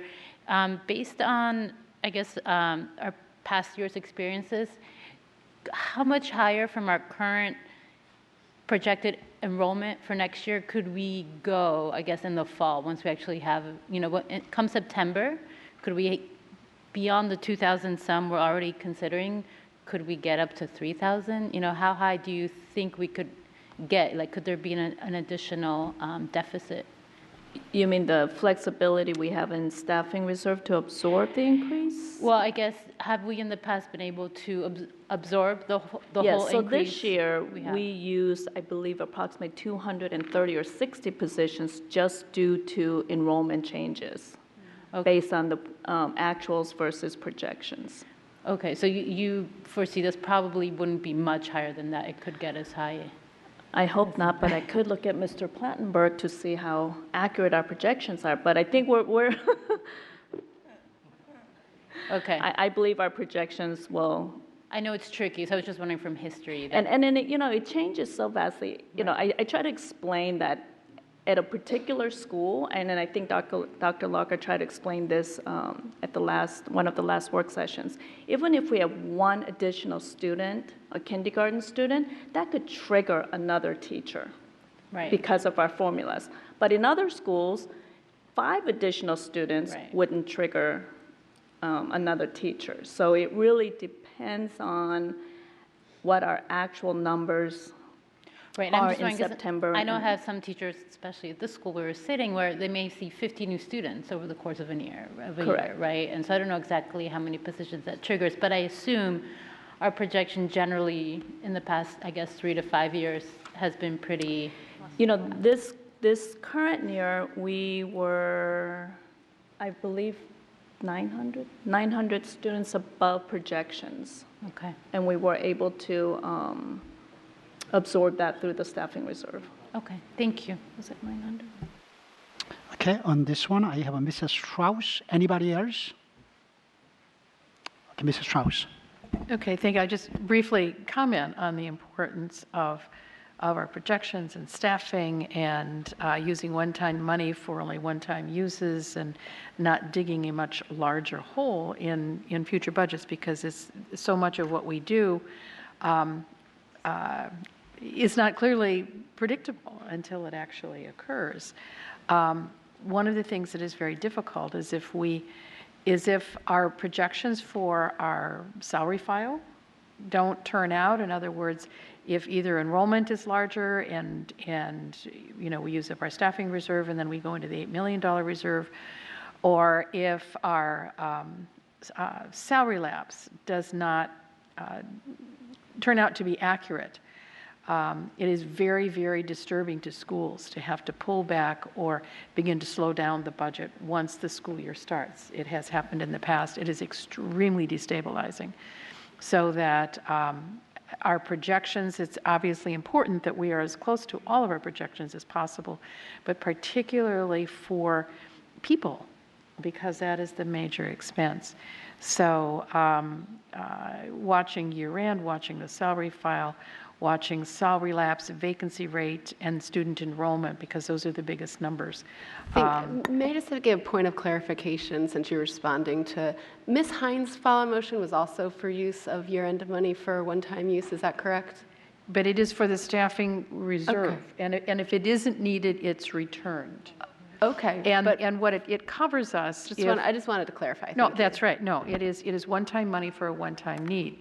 And then we can make, if we find that our projections are off one way or another, we can correct it in the next budget cycle. What I'm just saying is that because we must maintain, obviously, a balanced budget at all times, that it is just very difficult if you find that you are really far off, beginning in like October and November. Sometimes you can be off for reasons that we cannot predict. So so it's important that we are cautious and that we are conservative in some of our projections. As I say, it is very difficult to begin to pull back money that schools have already begun to depend on, whether it's for staffing, for whatever it is that they need for their just to have a smooth running of their school building. So that's the discussion of one-time money for one-time expenses versus one-time money for recurring expenses. There was a time when we did not have a structural deficit. None of you remember that. I'm sorry about that. Where at year end, you could spend down more of that on one-time expenses, but we've not been able to dig ourselves out of a structural deficit, and it is tough. Okay, with that, let me go to Mrs. McLaughlin for another, hopefully different one this time. Yes, colleagues, you may have seen that Mr. Moon sent to you a follow-on motion that he and I are going to be co-sponsoring. Specifically, it reads, I move to direct the superintendent as part of the FY 2017 final budget review to prioritize setting aside funding to provide a one-time bonus for employees who will not receive a salary increase as a result of the compensation adjustments included in FY 2018 approved budget. A placeholder should be included in the superintendent's recommendations for the FY 2017 final budget review, and options for a bonus should be presented to the school board at the work session on the FY 2017 final budget review that is scheduled for July 17, 2017. Mr. Moon and I believe several others, we talked in multiple work sessions about the fact that there will be some employees who will not qualify for a step increase. And like the county government, like most of the surrounding jurisdictions in this region that opted for a step type increase in compensation, not a market scale adjustment or a cost of living increase, that does leave some of our employees without getting anything. And one of the things that struck me is we know that the inflation rate in the region has gone up. We also know healthcare costs on the employee are going up. And we also know that even for our retired employees, we give them an annual increase to the cost that covers in their ERFC benefit, because cost of living does go up typically each year. So to me, the bonus seems appropriate because we do that for our retirees. We are providing a compensation increase for all those who would qualify for a step. So I hope that our colleagues will choose to support this follow-on motion. I think it's important that we demonstrate to our employees that when they're not going to qualify for any compensation increase of any kind, we are on at least prevent them from earning less money in FY18 than they did in FY17. As a co-sponsor of this follow-on motion, just for your information, just in case you don't remember, there will be about 2,700 employees under current Dr. Locker's proposal, because we are not even going to provide MSA for non-teacher scale employees. So there will be about 2,700 employees who will not be getting either step or market scale adjustment. And for what sort of bonus am I seeking? I do not know at this point. That is why I'm asking staff to come back with some options for the board's consideration in July. Obviously, we need to know what the year-end balance will be, and based upon that, we heard that we need to have $35 million for FY19 beginning balance. We may not even have that.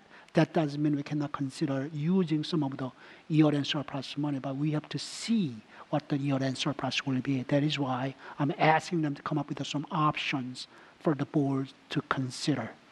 With that, I have two board members right away, Evans and Corbett Sanders and Ms. Hines. Thank you both for working on this. I think certainly we need to do what we can for our employees who, under the current budget, would not get any kind of an increase at all. So I appreciate you working on this. So I just wanted to clarify with the authors of the amendment, at this point, you're asking for options as opposed to a specific percent or a specific amount. So you're not even sure if it's a percent or an amount at this point? I mean, that is why I've said options. It could be, they will, staff could bring a various different options, including percentage and specific number. And at that point, board can come up with its own conclusions what to do. I see. So it could be either. It could be either a percentage it could be either or a flat combination. For example, full-time employees versus part-time employees, or someone who's working 2/3 of the time. It could be all different. So various different options could be proposed by staff for board consideration. And at that point, or perhaps we already have it, but do we, at this point, have a clear picture of who the 2,700 employees are? And my assumption is those who will be in the longevity. I'm talking about non-teachers, because teachers we are providing, most of the teachers we are providing either step or some sort of salary scale adjustment, so they will have a pay raise. But I also at the same time, there will be teachers on the BA scale who are not gonna get any step increase at the top of the BA scale, or pay scale would get this. So 2,700 is a total universe of employees, approximate number of total universe of employees, both teachers and non-teachers, who will not get any pay raise. But as Mrs. McLaughlin pointed out, our health insurance premium goes up, everything else goes up. So if we do not provide the bonus, then their net pay next year will decrease. And I will just add, Ms. Evans, to that question. We talked about step increases. We talked about a 1% MSA. So I would make the presumption that staff would look at it and say, looking at the increase in employee costs, whether it's healthcare benefits, cost of inflation, a bonus that would hold them harmless, maybe that's going to be 1%. Maybe it's going to be 1.25%.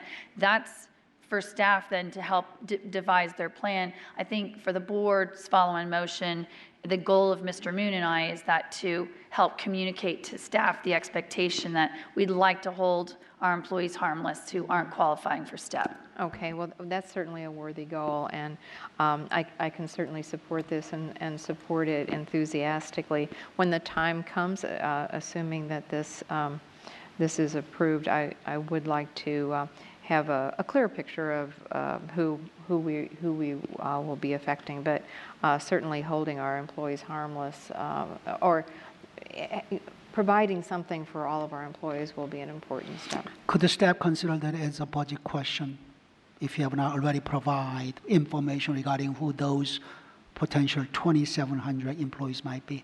We'd be happy to break that out for you. Okay, That would be great. Thank you very much. Thank you so much. And I have Ms. Corvus-Sanders and Ms. Hines. Yes, thank you very much. I appreciate you putting this amendment on the table, especially, I guess it would be more of a follow-on motion, especially because it does, once again, make us consistent with how the county is dealing with loyalty payments to their more senior employees who would not be subject to a STEP. And so I think it's an important way of retaining employees and also sending a strong message of appreciation while not encumbering us on a going forward basis, either through future salary obligations or other sorts of entitlements. So I would be able to support this. I have Ms. Hines next. Thank you. So yeah, I think we should definitely be looking at this. My question is, as we get potential ideas from staff, is someone reaching out to our employee associations and asking them, you know, what they would like to see? Because I mean, I know in the past, this is about doing something rather than nothing, right? But I know in the past, bonuses have been sort of like, why bother? Sometimes with employees, you know, because it's not a raise, it's not built in, it doesn't help their, you know, their end of career pension averages or whatever. So my question really is anyone talking to the employees or the employee associations about what they would like to see here? I have not had an in-depth discussion with a representatives from employee organizations, but at the last meeting, I gave a couple of representatives to largest employee organizations a heads up that this was something I had in my mind to present as a follow-up motion. Okay, so that would... Mr. Kevin Hickerson yes, is Mr. nodding his head, right, and I gave him heads up. Right, Mr. Hickerson's here, right? And so I guess I would just like to... He did not violently, resist. Well, he's not that kind of guy. But no, thank you. I appreciate that. And I always appreciate Mr. Hickerson's advocacy. I just want to make sure that before I support something, you know, we have some sense, because it's to support employees as well, who are probably more affected by this than teachers. And I know FEA represents everybody, Ms. Hines, Yeah. we have a meeting with some of the heads of some of our associations early next week, and we can definitely discuss this with them at that meeting. Thank you, that would help me. And I'll just clarify again, the whole point of this follow-on motion is to hold the employees harmless. They're at the top of the pay scale, so they either will get nothing, or through the support of the follow-on motion, we have a chance to have staff provide us with some solutions so that their net take-home pay isn't going to be less than what they get. I got you. I get the idea. But if we're going to have solutions brought to us, we're going to be choosing among solutions. It would just be nice if I knew how the employee associations feel about the different options. Okay. I would agree with that, and that's the beauty of the follow-on motion, which is Mr. Moon and I are saying we are expecting to bring us options. And Mr. Ramey, I think or Dr. Ramey, you said it best. You're planning on talking with the employees about this proposal, and really what are the options to, again, hold them harmless for FY18?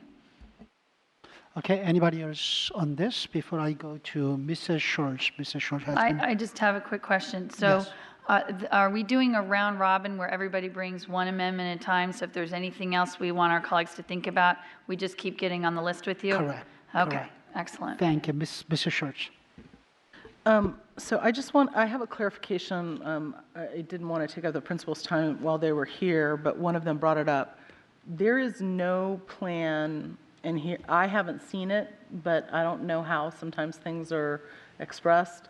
There's no plan to expand the one-to-one pilots next year, right?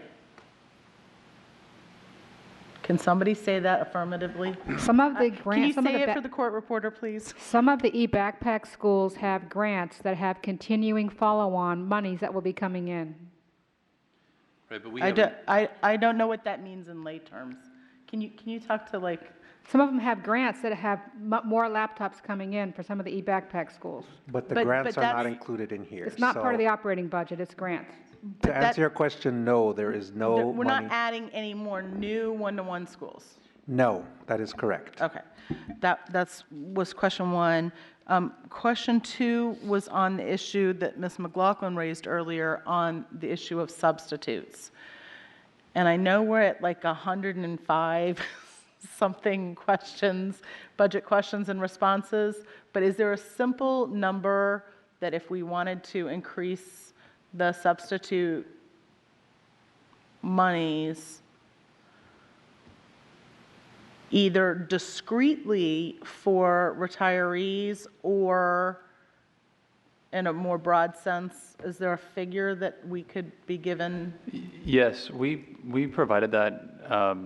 So it's already on board docs through the April 20th presentation. There was a slide that provided 3 different options that had the costs associated with that. And Ms. Schultz, directly to your point, there was one number for retirees, a second number for licensed teachers, current or retired. Yes, and individuals I remember with that slide. I'm still having DTs. So what was the figure? Can somebody tell me just Sure. For retirees, the cost in millions was $300,000. For licensed teachers, it was $1 million, and for individuals with bachelors, it was $1.6 million. So the 1.6 million, if I remember, I'm trying to remember because this was a cumulative, right? No. I'm sorry. Yeah, that's okay. We do it too. So if I remember that slide, it was cumulative. So the 1.6 million was all, right? Correct. And so, and 1 million, was it 1 million? Was licensed teachers. Yes. Licensed teachers plus retirees. Correct. Okay. I will tell my colleagues I will be putting money in for increasing substitute pay. So you will see at least one version of an amendment, most likely the number in the middle, the 1 million as opposed to the 1.6. It could be the 1.6. It'll just depend on how my conversations go with you.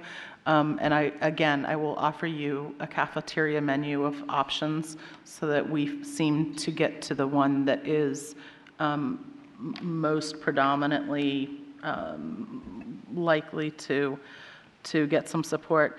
And then with respect to Ms. Hines, I'm really struggling because I still feel like we've paid attention fundamentally to elementary schools, and we have done nothing with respect to the high schools in terms of class size. So I don't know if there is potentially room in the middle if we're not able to get to a class size discussion for the full 14.7.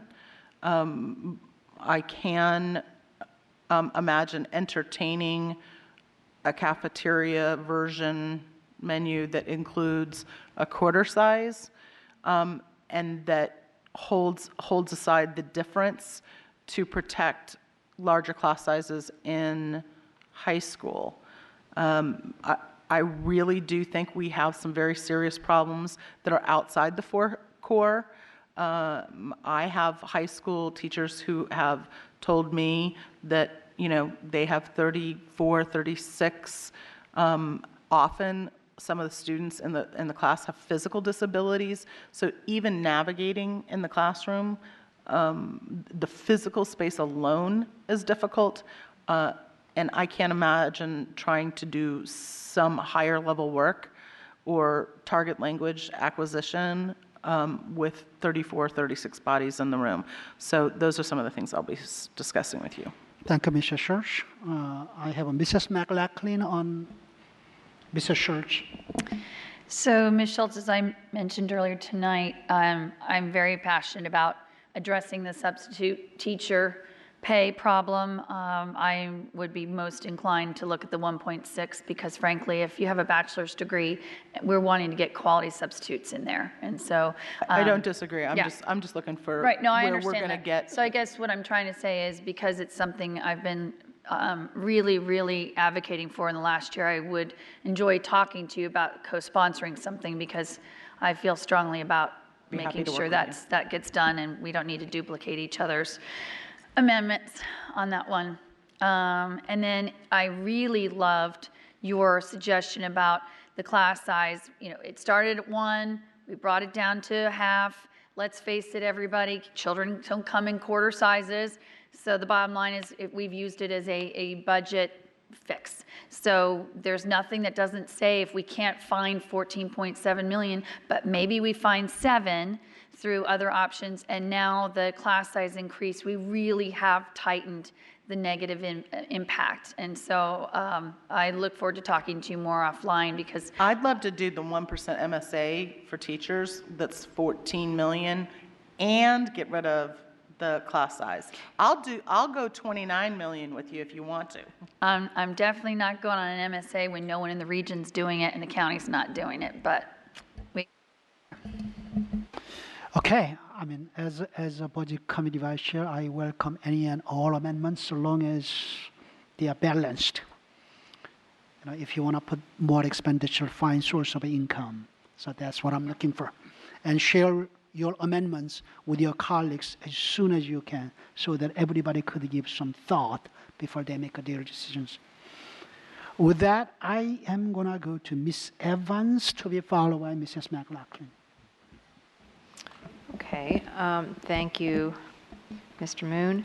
I did send my colleagues today a possible amendment. I realize this is a new thought that people probably have not seen before today. So I'm putting it out there and would appreciate comments on it. We had a speaker at our for the support employees who had suggested something along these lines, although this is more modest than what they were suggesting. If you go to my email, you'll see that thank you, Ms. Quinn and Ms. Michael, for pulling this together for me and doing the cost analysis. What the suggestion is would be to provide a 0.5% market scale adjustment for non-teacher scales. We had originally in the advertised budget had 1% in there, and to balance the budget it was necessary to remove that in what we're looking at now. A 0.5 market scale adjustment, I realize that's not a lot, but it would be a cost of $4 million, and the way I would consider paying for it would be by delaying the step increase by 1 month, which would reduce expenditures by $4.4 million. That would leave another $0.4 million to be used in the carryover. And I will say I have not vetted this with our employee organizations, but I plan to do so.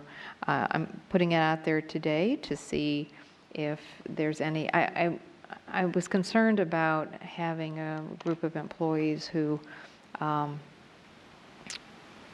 we're not getting an increase this year, even though I realize we had talked about delaying it to next year, and we fully plan to put it in next year. But I was trying to see if we could find a way to provide a little something. So that is that amendment. I have another, but I'll wait in line for the other one, and I would welcome thoughts on this. Okay, thank you. I have Mrs. McLaughlin, Ms. Hines, and Mr. Strauss, and Ms. Colbert-Sanders. So, Mrs. McLaughlin. So, Ms. Evans, first of all, I very much appreciate your concern in making sure we do whatever we can for equity and fairness and compensation for our employees.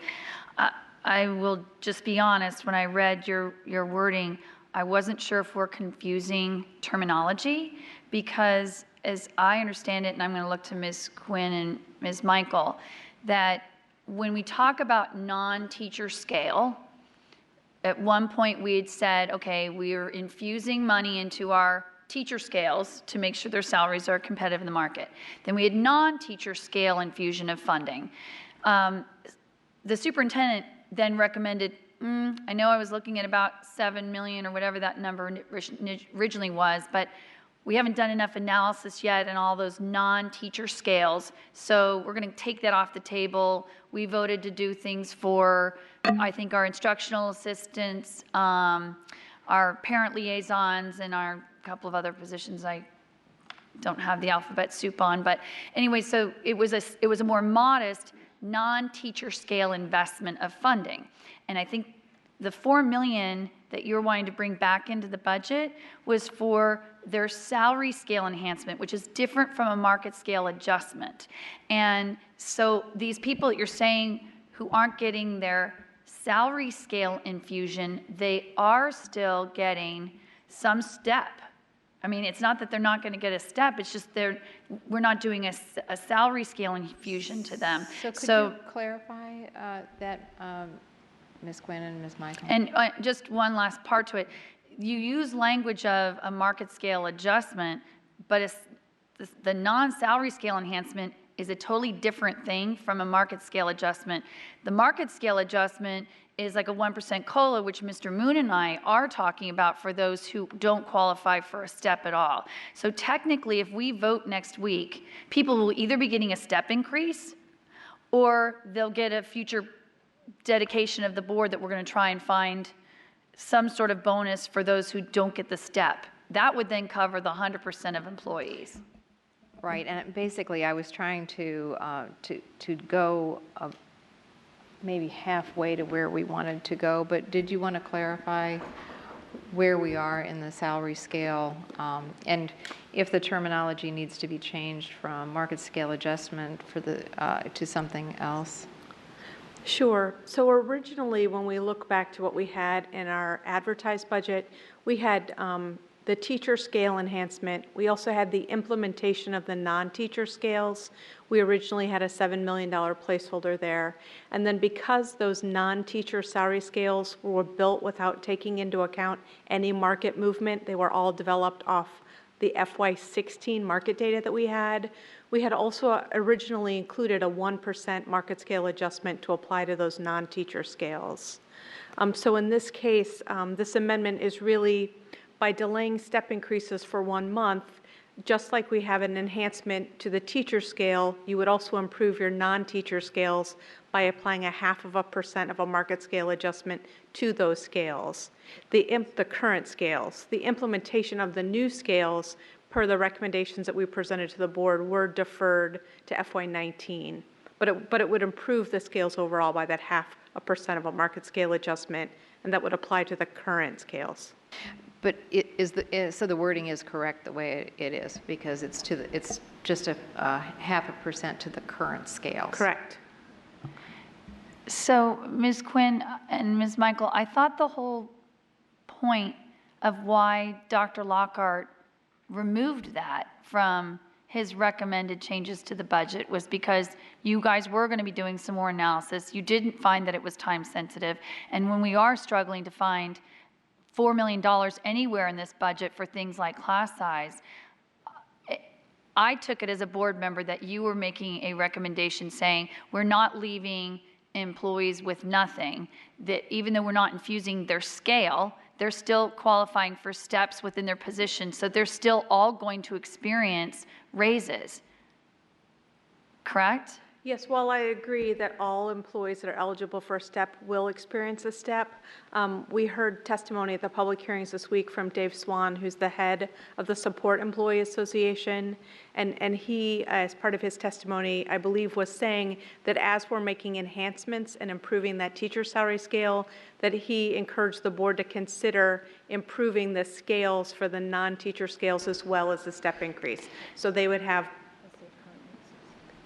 the market scale adjustment applied to the current scale as it exists, as well as the step increase.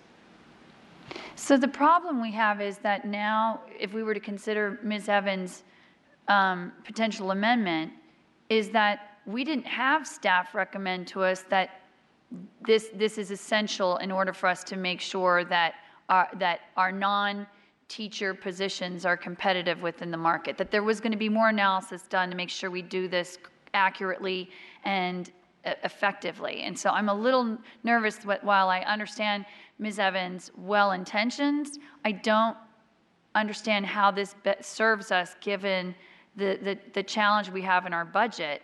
And I also worry that this is, again, trading employees off of one another. So we delay step for 2 months at the expense of all these employees when I haven't heard that. 1 month. Well, 1 month is still $4 million, but I don't understand why we're now telling all these other employees, we delayed your step because we're going to do something that we haven't vetted fully yet. Well, that's why I wanted to get the feedback, because I'm hearing you loud and clear, you don't want to do this, so. Okay, I have Ms. Hines, Mrs. Strauss, and Ms. Corbett-Sanders. Ms. Hines. Yeah, thank you. Ms. Evans, I do appreciate you trying to figure out how to do this. I think we all heard, from the non-teacher advocacy that, I mean, we're not doing what we want to do for anybody, honestly. That's the reality. Our non-teacher scale investment is going to be much slower than we'd hoped. Our teacher scale investment is going to be much slower than we hope. That's the reality of our revenue, and we're trying to stretch it all out and get there. So I'm glad you put this forward. I'd be happy to take a look at it. I think that one question I have, and I apologize if you answered it and I missed it, what will this do then for that first month that they're not getting the extra, the step increase, right? So I think that definitely affects employees, right? If their other costs go up, if their health benefit costs, health insurance goes up, or what I worry about is people having a smaller paycheck in the first month than they had in August, but also for the employees who are not on a September to August calendar, then you have folks, they wouldn't get the raise until the month after their anniversary month, which we had this problem a few years ago. We have people who started in the school system in March or something like that, and then they have to wait till April to get the raise that everybody else has been getting for most of the year. It's just a reality built into how we do this. Well, that's a reality with the step increase period. So, that's going to be the case where those who are on the annual would be a month later. So yes, that's certainly the downside of this, and I realize that that's a significant downside. So I was just hoping to find some kind of a balance. And of course, the other thing is that the next year everyone will have gotten their full step, and then we do have to pay for it the next year. I mean, and I realize that we're committing ourselves then to this step the next year. So. Part of and I realize we don't like to do that, right? We don't like to provide a step, delay it, and then realize that we are now liable for the full step plus whatever we do next year. I get that. But again, I was looking for something a little different to try to help another group of employees. Well, thank you, and I'll take a closer look at it. I think my question will be if we can get some sense of what that loss of a month in the raise would be for people, and how all the other employees would feel about that. Okay, I have a Mrs. Strauss to be followed by Ms. Corbett-Sanders. Thank you for your effort. I would prefer using a bonus to make sure that everybody gets a pay increase rather than through a delayed step, because this does, it does obligate us in the next budget, and we have no idea what we face then. It creates a greater burden into the next year. One question I do have in delaying the step increase for all eligible employees, in other words, this would actually be a pay reduction for all the other employees, and this would be done in order to provide additional money to those on the non-teacher scale, but this would actually result in a reduction in pay for all the other employees. Is that correct? It would reduce the value of STEP for every employee eligible for one by 1 month. Okay, all right, so everybody else, so that, right, so you'd get, everybody would get less of a raise, and then a sub-portion of the employee force would then see that $4 million reappropriated to that one section. It would be rearranging the pays, yeah. But bottom line, I would prefer using a bonus, which is one-time money and then does not obligate the next year. But I do appreciate everybody's effort to try to make sure that all employees see some increase in pay. I think that it's commendable, and I do believe we must find a way to do that. We heard from our principals and everybody else that pay is critical. So we've got to find a way to give everybody more, really give something in their paycheck, not just on paper, but there actually has to be more dollars that they get per month. Thank you. I have Ms. Corbett-Sanders. Mrs. Evans, I always love your empathy for all of our employees. It really is appreciated. I think your heart is always in the right place. You've done this, you really have led the charge for our parent liaisons to make sure that we are increasing compensation to them, and you've led the charge on so many areas. I have some questions because I'm wondering if we're double counting, that there are 2,700 people, employees that are not expected to see an increase in their paychecks. And these would be the same 2,700 employees that would be covered by some sort of. Well, that frankly was one of my questions as well when Mr. Moon and Ms. McLaughlin were talking about it, and I frankly had not asked that question, and it's an excellent question, to what extent there's overlap here with the idea of a bonus. Are we talking? And if you don't have the answer off the top of your head, it would be good to know down the road to what extent we're talking about the same individuals. So we are talking about some of the same individuals, and certainly when we answer that question about the bonus, we can clarify that. When we look at applying the 0.5% market scale adjustment to the non-teacher scales, there certainly are some people at the top of those scales that wouldn't have been getting an increase from STEP that would benefit from this 0.5% market scale adjustment. In the event that we do this, I think when we look at the bonus, one of the things that we'll want to consider is, does the bonus apply to people only who receive nothing, or do we also include at a different level, these people that got, the 0.5%? So of course that begs the question, following up on Mrs. McLaughlin's statement, that we probably need a better analysis of that, because I know and perhaps Dr. Lockard could verify this. I thought we still had work to do on the market analysis for a number of categories. Yeah, that was the unified scale, because there's so many different position titles there. So that work still needs to be done. Yeah, and so in some ways we're getting out ahead of the, putting the cart before the horse, as my mother used to say. If we do a market scale adjustment and we don't really know if we're getting out of sync with the market. So I would encourage that we do further analysis. I would be supportive of finding a way with year-end money to have bonuses for people so that they can have a bit more in their pockets. I do have a question regarding, just so because I'm sure that the concept of delaying step may come up in the context of other discussions. But by delaying the step, aren't we also, not only are we, the increase in cost of benefits for our employees doesn't get delayed, so that would be an increase in cost. And then the other, which all families are faced with that. But the second piece of it is the concern over we're starting school before September 1. And so I know that there's some question about paychecks and pay to employees. And if we were to delay a step and have issues about people maybe not getting paid the 1st of September for the work that they've done in August, then we have we're almost piling on. Is that correct? So we currently do not have plans to change when we pay teachers. We've historically paid over 10 months. So we've always paid teachers September through June.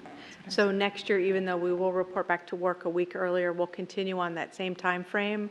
HR has done a lot of work in terms of reaching out to teachers and getting feedback on that. But that is our current plan for this year. If we delay step by 1 month, instead of employees getting that first check in September with that higher level of pay, including that step, it would be delayed until October. And then the other point that you mentioned is when we delay step by that 1 month, right, we do then have to cover that cost in the next fiscal year because that full cost of step is occurring just delayed. So as Sandy had mentioned, we would have that cost in the next fiscal year. Yeah, no, but I do worry about minimizing how much would be in that first check, given that they are going to be working for a longer period of time before they get that first check. Okay, Mr. Ryan McElvin. I just want to add real quickly on this point. I think we, as a system, we have to get to the point of paying 12 months a year. It's ridiculous that we're still at 10 months. And we put such a burden on teachers to have to go to Apple Federal Credit Union or whatever to get their salary subdivided into 12 months.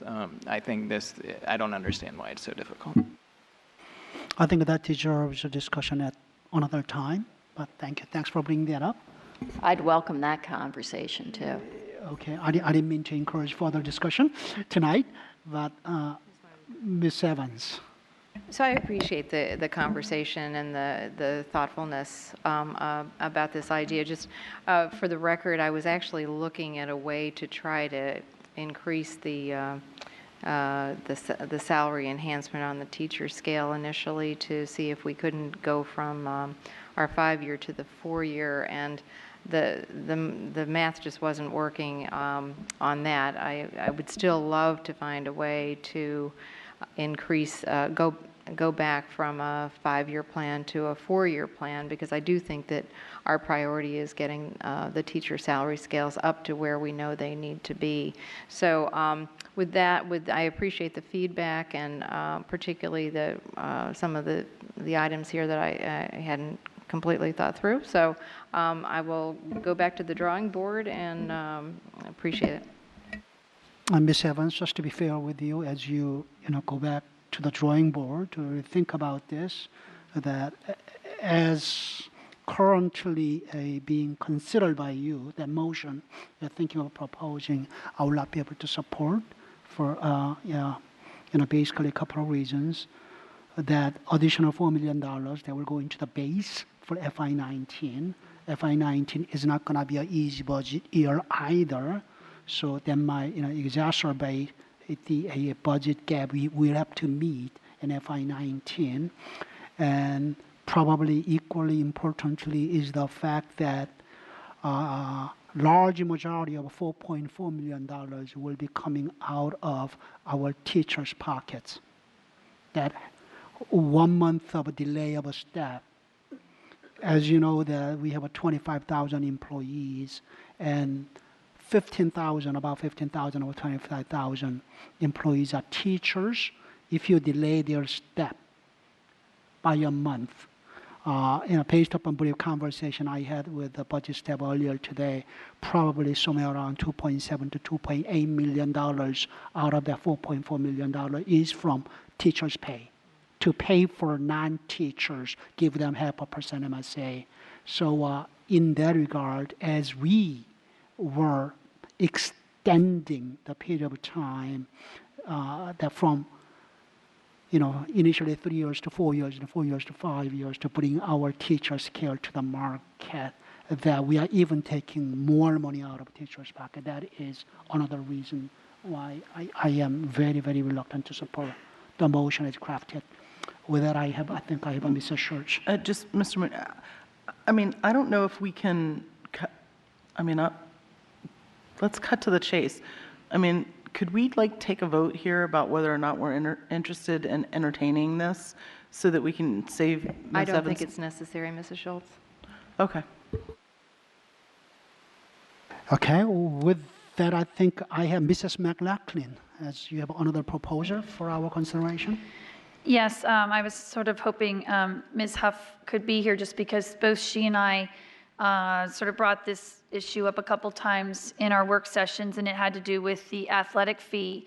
And hopefully, my colleagues, you've seen the numerous letters that not only have come in from individual parents, but more specifically, I believe, I haven't done the official tally, but I think we've heard from over half of our high school athletic booster presidents and their organizations speaking very strongly against the athletic fee. They feel that it absolutely unfairly targets a certain segment of the high school student population. And I think we should take very seriously their advocacy on this. The second thing is that the Fairfax County Athletic Council, which some of you may be familiar with, represents our youth league organizations throughout the county. It's created by the Fairfax County Board of Supervisors. It's a very robust, very highly engaged athletic advisory council, and they too have spoken out against the athletic fee. That said, staff, I'm very appreciative that you ran some numbers for us based on a Montgomery County model, and I referenced it earlier tonight. So I had hoped what would be the way to get a temperature from our colleagues of, do you look at, because I can either do a couple of different amendments. One is I find a way to get other funding and get rid of the $1.5 million in the athletic fee. Number two, I can swap it out and say, look, if we're going to charge a fee to families, then if you look at the $50 activity fee, which then is less likely of targeting a specific subgroup within our high school families, that one, I think, has a net yield of about an extra $300,000. But at least that way, each family who's engaged in an activity would be seeing a $50 fee assessed to their child, but you're not looking at just a subpopulation where the family's getting hit with $100. So I had hoped to hear other people talking about it tonight, not just my own voice on this one. So if anybody wants to speak to it, it'd be helpful because I would like to know which way to go with this. If people are just saying, let's just not target our families, period, with $1.5 million, then I can work on that. But if people are more inclined of, you want some sort of fee, then I'll just go with the activity fee. I spoke to this pretty demonstrably earlier, so I'm with you on the don't target them. Ms. Hines? Well, the trouble that I have with that is that, we are building this budget with that assumption that we're going to have that revenue. So if we don't have that revenue, we've got to do something else, right? Got to cut or find some other revenue. So if there's a way to charge a fee that is more across the board and more fair and brings in the same revenue, I'm willing to look at it. So I would appreciate, if you want to do that work, I'd love to take a look at it. Thank you. Anybody else? Mr. McAvin. So I don't think I can support the substitution of the extracurricular activity fee, whatever we want to call it, activity fee. The reason being, I think, we all see it every year at graduation with the number of cords and stoles that people are wearing. A lot of those activities are resume builders. Perhaps people are not fully engaged in those, and I think the idea of charging for every single one of them is too much. I do want to clarify, Mr. McElveen.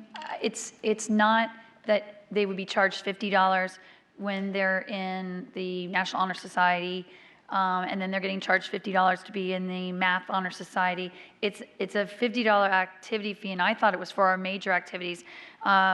When you are in the Choral Society, when you're in the theater, when you're in band, those are all staff-led activities, many that run year-long, whereas a sport runs for a third of the academic year. Well, I was thinking it would incorporate things like Spanish Honor Society, Math Honor Society, Tri-M, all those hundreds of various things. But the idea being, especially, and it's funny you talk about resume building, which I can appreciate on multiple levels. If a student did, let's say, all 3 of those honor societies, it's a one-time $50 activity fee. So they could be an athlete, they could be in the Choral Society, they could be in 3 of those honor societies. Okay. They're only getting charged $50. I thought it was for each one. Thanks. Mrs. Strauss? One of the challenges is that we cannot charge fees for a credit course. And that is, since a credit course includes band, chorus, in other words, those classes that students take during the day, you cannot charge a fee for that. I know in Montgomery County where they do an activity fee, it's my understanding, and the answer to that one very useful budget question is that it's their after-school clubs, and it has helped them to expand their club offerings. So if we were going to do any kind of an activity fee, it would have to be for a club, and it would only be those things that would be defined as a club. I don't know that I understand enough what that would be, but it would be for something that we recognize as a club. In other words, those are the after-school activities for which you have an adult sponsor. The adult sponsor may or may not be paid. I know that we've not discussed this in detail, but that would be part of the challenge if that is the proposal. Exactly what clubs would be considered as part of this, but it could not be a general fee for an actual credit-bearing class. I appreciate what you're saying, Ms. Strauss, and the bottom line is we tasked staff to go do an estimate of what would be yielded based on, obviously, Virginia code and law. So if you're concerned about the staff response, then I think it would be great to have Ms. Michael and Ms. Quinn opine on it in an email further, but it was my understanding that they brought us a legitimate estimate that was within Virginia code and law, and that's what they came back with. And again, if we feel it's appropriate to target and charge our athletic families, there's nothing different than from the other activities that take place after school. They cost the system money. So what we learned with a pupil placement fee is we can charge $100 because that's the administrative cost to do it, and we're not making a profit. So as long as we can demonstrate that there's costs associated when you have staff involved with these type of activities, then it's reasonable when it's within the law. Right, and I understand your approach, but I guess I'll have to go back and take a look. To be clear, it's not my approach. It's what we asked staff. I will have to, I think I'll have to go back and take a look at that. I would rather that we not have to charge any fees for anything, but clearly we have to balance the budget. So I'm not exactly sure how I come down with this, but I know that we have some activities, particularly at the high school, where in order for students to run a club, there has to be a staff sponsor, but there may be no cost. In other words, the staff does not get a stipend for it. So the only cost is the fact that the school is open. So we run it a little differently than Montgomery County. I'll go back and take a look at the answer to that question. Sure, I'll go back and take a look at it. Thanks. Okay, thank you. I have Ms. Pelchik and Ms. Corbett Sanders and Ms. Evans. Anybody else? Can I go ahead? Okay, Ms. Pelchik. Thank you. I think as I mentioned at our last work session at this point, I am open to seeing what this means. I do have a few questions, a little bit related to what Ms. Strauss was speaking to. I would love to see a list, of what these activities or clubs would be. So when we developed the estimate, we included all of the extracurricular activities, not co-curricular activities. So not marching band, not anything that is part of a credit-bearing course, but it was all of the extracurricular activities. Okay, and does this apply to students at TJ as well, even though they have the 8th period, activity period? So we calculated all extracurricular activities, so I would include students at TJ. Okay, because I think my assumption was this is for additional staff time, but I guess we are able to do that, make sure it's across the board, even though that's incorporated in the school day. And then my other thing would be, I think as I mentioned before, I would be supportive of looking at this for the high school, not for the middle school level. I want to make sure we protect that comprehensive program of after-school activities. And I had another question, but I think it was answered. So I hope to see. Do you have a sense of when we'll be able to see kind of a final idea? You're working on that now. Well, as I mentioned earlier, it was raised at a work session. We waited for staff to give us a response. They gave us a response. We brought it up at Monday's work session, but no one really, you did speak to it at Monday's work session, but not a lot of people did. I just wanted to know before I draft something, but it's really not very complicated. So yes, I will hopefully send something out tomorrow so people can see. I mean, there were a few ideas, so I'd love to, if you're reaching out to us, whether by email or each of us, have that conversation and see which options you are leaning towards. Since Ms. Pelchik is on this particular question about timeline, I would like to encourage all board members to share proposed language by sometime tomorrow and finalize the proposal by Monday so that we can post everything by Tuesday for public and rest of the world. I mean, that is I appreciate that. Thank you. I timeline. think giving us ample time, I think that's a good foreseeable timeline. I mean, again, that's my suggested timeline. I mean, I have had enough experience on this board to know that a lot of times amendments come at the not just the 11th, I think the 13th hour after the meeting started, but I am trying to discourage that so that we could have a more meaningful discussion with some thought given in advance. So with that, Ms. Corbett Sanders.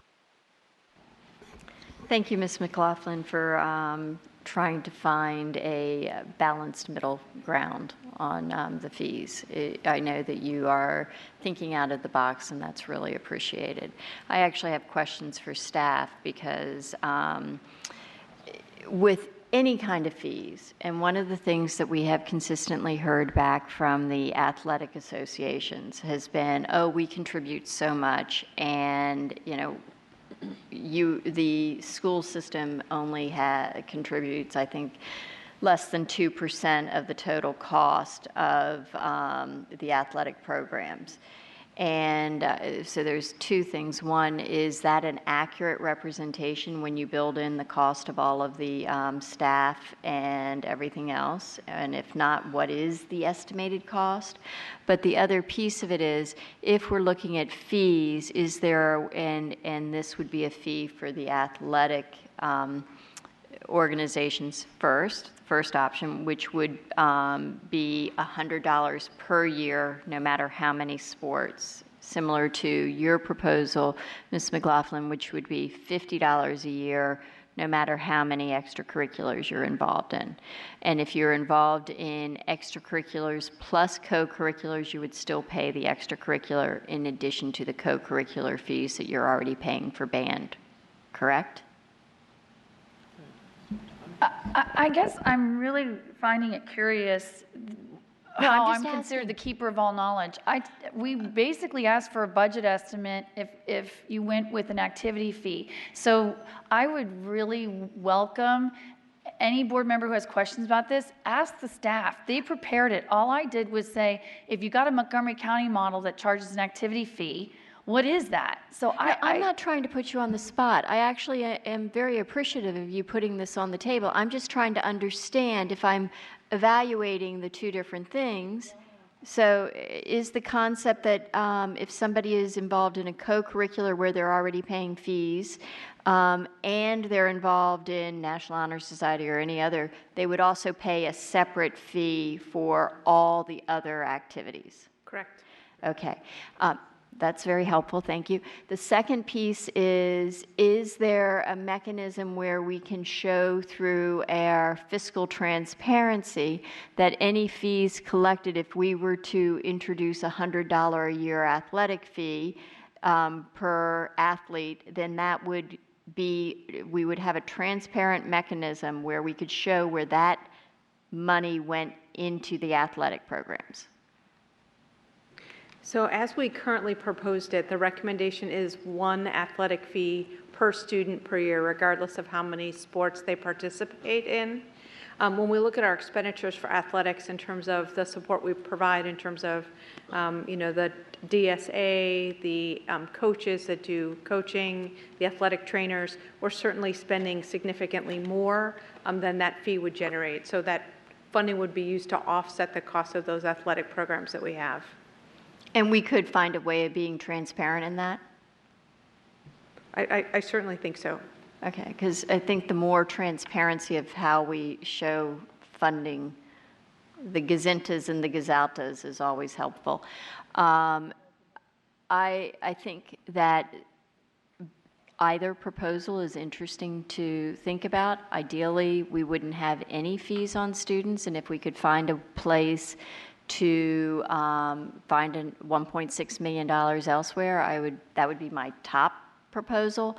But I would be interested in seeing, yeah, okay.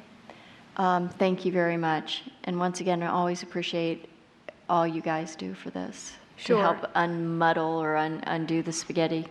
And the fee that we were talking about, the $50 in the budget question, that's the amount just for high school activities. The budget question also does provide if we were to charge a fee to middle school students as well. Am I correct? Actually, Montgomery County has a sliding scale that if you are So Montgomery County does do a sliding scale. The way they do it is based on income. And FCPS, in order to ensure the best level of efficiency in every one of our fee calculations, we assumed that we would waive the fee in its entirety for any student who's eligible for free or reduced price meals.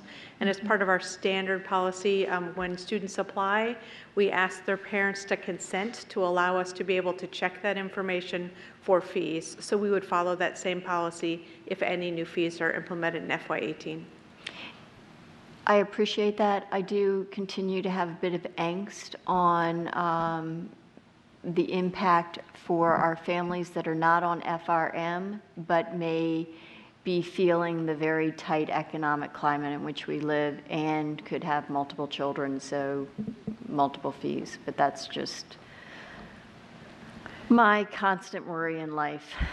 And this is question 94, by the way, that has the staff answer. So thank you.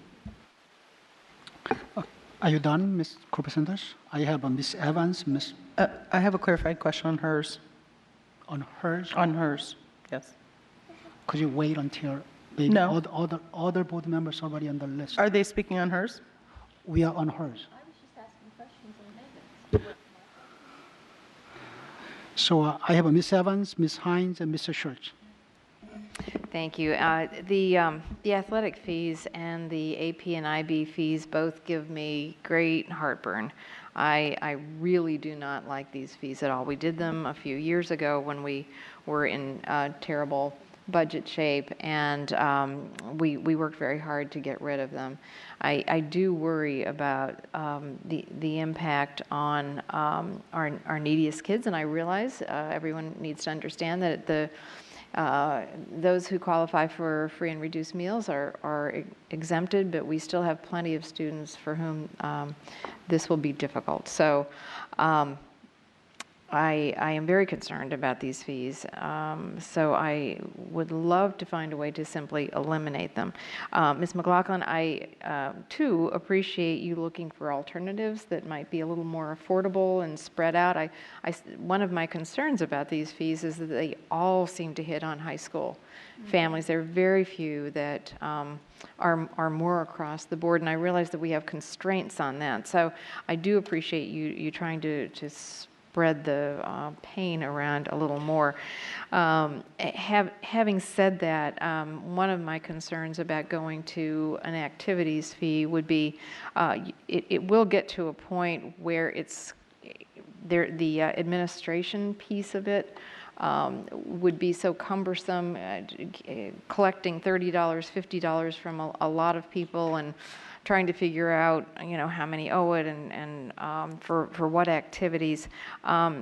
So as much as I appreciate the idea that we could spread it around a little more, at some point there's a law of diminishing returns in terms of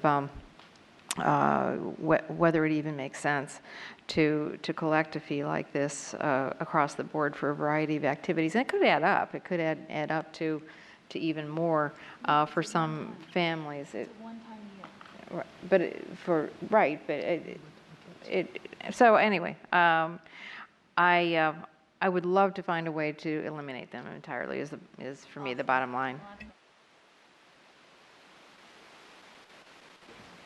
I have Ms. Hines next. Yeah, thank you. So just, I think we're going to have to do some of these fees. I mean, I think that's just the reality. We've been talking about them for a while. We are once again in a tough budget year. And, when year after year after year, it's hard. You have to do this sort of shared strategy, right? Everybody has to kick in. We're not able to do the compensation that we want to do. We're inching up class sizes again. And I think I hear from a lot of people that, user fees also make sense. And when we have surrounding jurisdictions that are already doing it, it's really kind of hard to keep arguing against it. And that's the APIB fees and then some kind of activity fee. So I do appreciate Ms. McLaughlin, taking a look at this. And if you want some help coming up with language, I'd be happy to help you. I had a question, and I don't know if anybody can answer it yet, and maybe I just missed it. I assume what happens, it's a one-time fee. I'm a high school student. I sign up for my first activity. I pay the fee. And every other activity after that is free. I have paid my fee, right? Now, if I'm a high school student, and it's probably rare, who participates in no extracurricular activities, I never pay the fee. That's the idea. Okay, so it's not a fee on absolutely everybody, but it'll be probably close because most kids do some kind of extracurriculars. And as far as, below high school, I think the reality of extracurricular activities, at least at the elementary school level, is that parents are already paying for all of that. Parents and PTAs, the school system really doesn't support much of that at all. I mean, we have volunteers running those programs and parents paying for whatever they have to pay for. So, well, I think that's all I had to say. I have Mrs. Church. Let me go back to something Ms. Corbett Sanders asked. She was asking if activities at the athletic level cost more than they bring in through parent fees. And you said it costs us substantially more to run the athletic programs, correct? I said it costs us substantially more to run the athletic programs than these fees that we're charging. Right. So doesn't it cost substantially more to run the fine arts programs than any fees that are brought in, or to run, band than the fees that are brought in, or choir than the fees that are brought in? I assume it costs substantially more to do any program than the fees that are brought in, correct?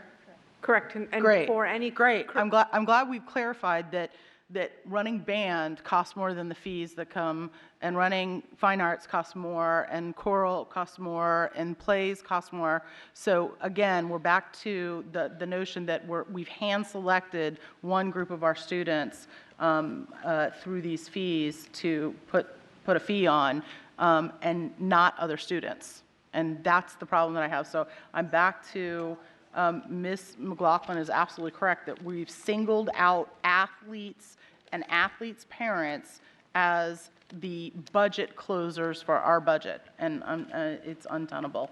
The other question, I agree with Ms. Strauss and Ms. Evans, or Ms. Evans, I believe you were the last one. I agree. And if I recall correctly, it was several years ago when we had the notion of collecting fees for some kind of testing.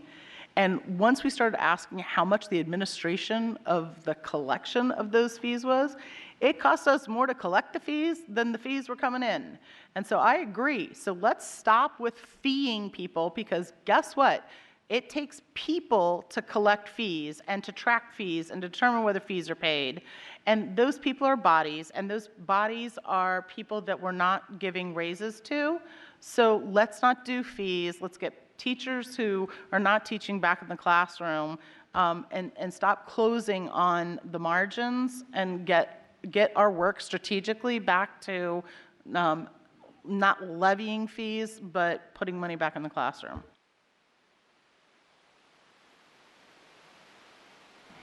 Anybody else on this one before I go to Ms. Pelchik go back? Okay, Ms. Pelchik. Oh, thank you. I actually have a question, because I know, and Mr. Arnett-Koufax is not here tonight, but I know that one of her concerns, and many of us, and when we start to implement fees, is that even though we have the FRM waiver, we do, and we heard from some families, some students who, for different reasons, may fear filling out that form, or applying for that. And I was looking again at what Montgomery County does, and it looks like they can either turn in a recent tax form, 2 current pay statements, or a letter from a family assistance agency. Could you, A, I guess, compare that a little bit to what our system is, and B, can we look at the feasibility of shifting the system to support those families? If we were to change to any type of a sliding scale like that, it would create a huge workload implication. We would have to get all of that information from families. Somebody would have to review it. We would need to come up with a different methodology in terms of how we would keep track of that. And then we would also want to implement some type of verification policy. One of the advantages to our current policy and practice is it's already in place. Food and Nutrition Services is already capturing all of those applications. They already have a way to get it into the system so it can easily be used with parents' permission. And then they also have a verification process in place. So we've really consistently used that same methodology due to its administrative efficiency. I guess, and I understand that. I guess what I'm wondering is an or, right? If for whatever reason, if our system, do you have a sense that our system feels a little more intrusive than what this is? I don't think our system is more intrusive. I actually would guess that their system is like double the work, because they still have to do their application for free and reduced price meals, and they have to take this other step. I think the concern is if we were to do something like this, it really is a substantial workload, right? And we would really have to come up with, processes for how we were going to do it, how we were going to safeguard that information, how we would communicate that. Right. I think while our current policy may not be ideal, it's certainly efficient and meeting the needs of our students in a way that it's not only efficient, but I think is protecting of their, confidentiality, all of those other elements, because families have to sign a form as part of their free and reduced price meals application, allowing that data to be used for fee eligibility. So it's not something automatic, but we do make it really easy for families. When they send in that application, they can just sign that consent form, and then we can use it for everything during the year as long as they've given us that permission. Okay, I appreciate it. I'll continue to look at it more and try to understand where we have that gap and if there are any other ideas. Thank you. Mrs. McLaughlin. Yeah, I just wanted to note something that Ms. Hoff had shared with me, which is at the elementary school level, when there are things like chess club or jump rope club or some of the other things that we do, we actually do charge an activity fee. So that is in place, and I I want to thank everybody for your input on this. I'm hoping that my bringing this up is, again, wanting to first understand where the board was philosophically once we realized and received feedback from the community that this athletic fee really does feel like it's targeting a certain population. And I am very grateful of all the boosters in all of our high schools, whether it's sports or performing arts. But there is no question, because of the large size of the athletic programs we run in our county, they provide a substantial amount of dollars. And I'm channeling and looking at Mr. Plattenberg in particular. He knows we would not have synthetic turf fields. We would not have annual field maintenance of those synthetic turf fields, of the grass fields, of the baseball and softball fields. It is endless what our families bring to the table so that we have premier sports in this county, in the Commonwealth of Virginia, and we also have premier performing arts, and so much of it is done on our families. So my final point to everyone is I'll bring some solutions to the table. I'm glad to hear people actually would just like to not have this fee in there, and I'll get creative. But I think it is penny wise and pound foolish if we vote next Thursday and keep that athletic fee in. I think we will do tremendous harm. So I'm really hoping one of these options will meet your support and approval next Thursday. Thank you. Okay, anybody else on this? If not, I think Mrs. McLaughlin have another proposal for our consideration. Anybody else with the proposals besides Mrs. McLaughlin? Then we'll call Mrs. McLaughlin the last one for tonight. Mr. McElveen, you have one. Okay, thank you. Let's have a Mr. McElveen for change. Yeah, because this is interrelated. So I think we've all heard enough tonight about how we all don't like fees. I mean, I think that's something we all agree on. My amendment will kind of get at what Megan's amendment is trying to do. Won't get there all the way. And I'm trying to use the parking fee as a mechanism to reduce the athletic fee. So in going over the numbers with staff, and I'm not proposing this, but it would take $600 worth of parking fees to eliminate the athletic fee completely. And clearly that's too big of an increase. So what my amendment will do is propose raising the parking fee to $400 to reduce the athletic fee by half to $50. It's my opinion that sports are not a privilege, but that parking is a privilege.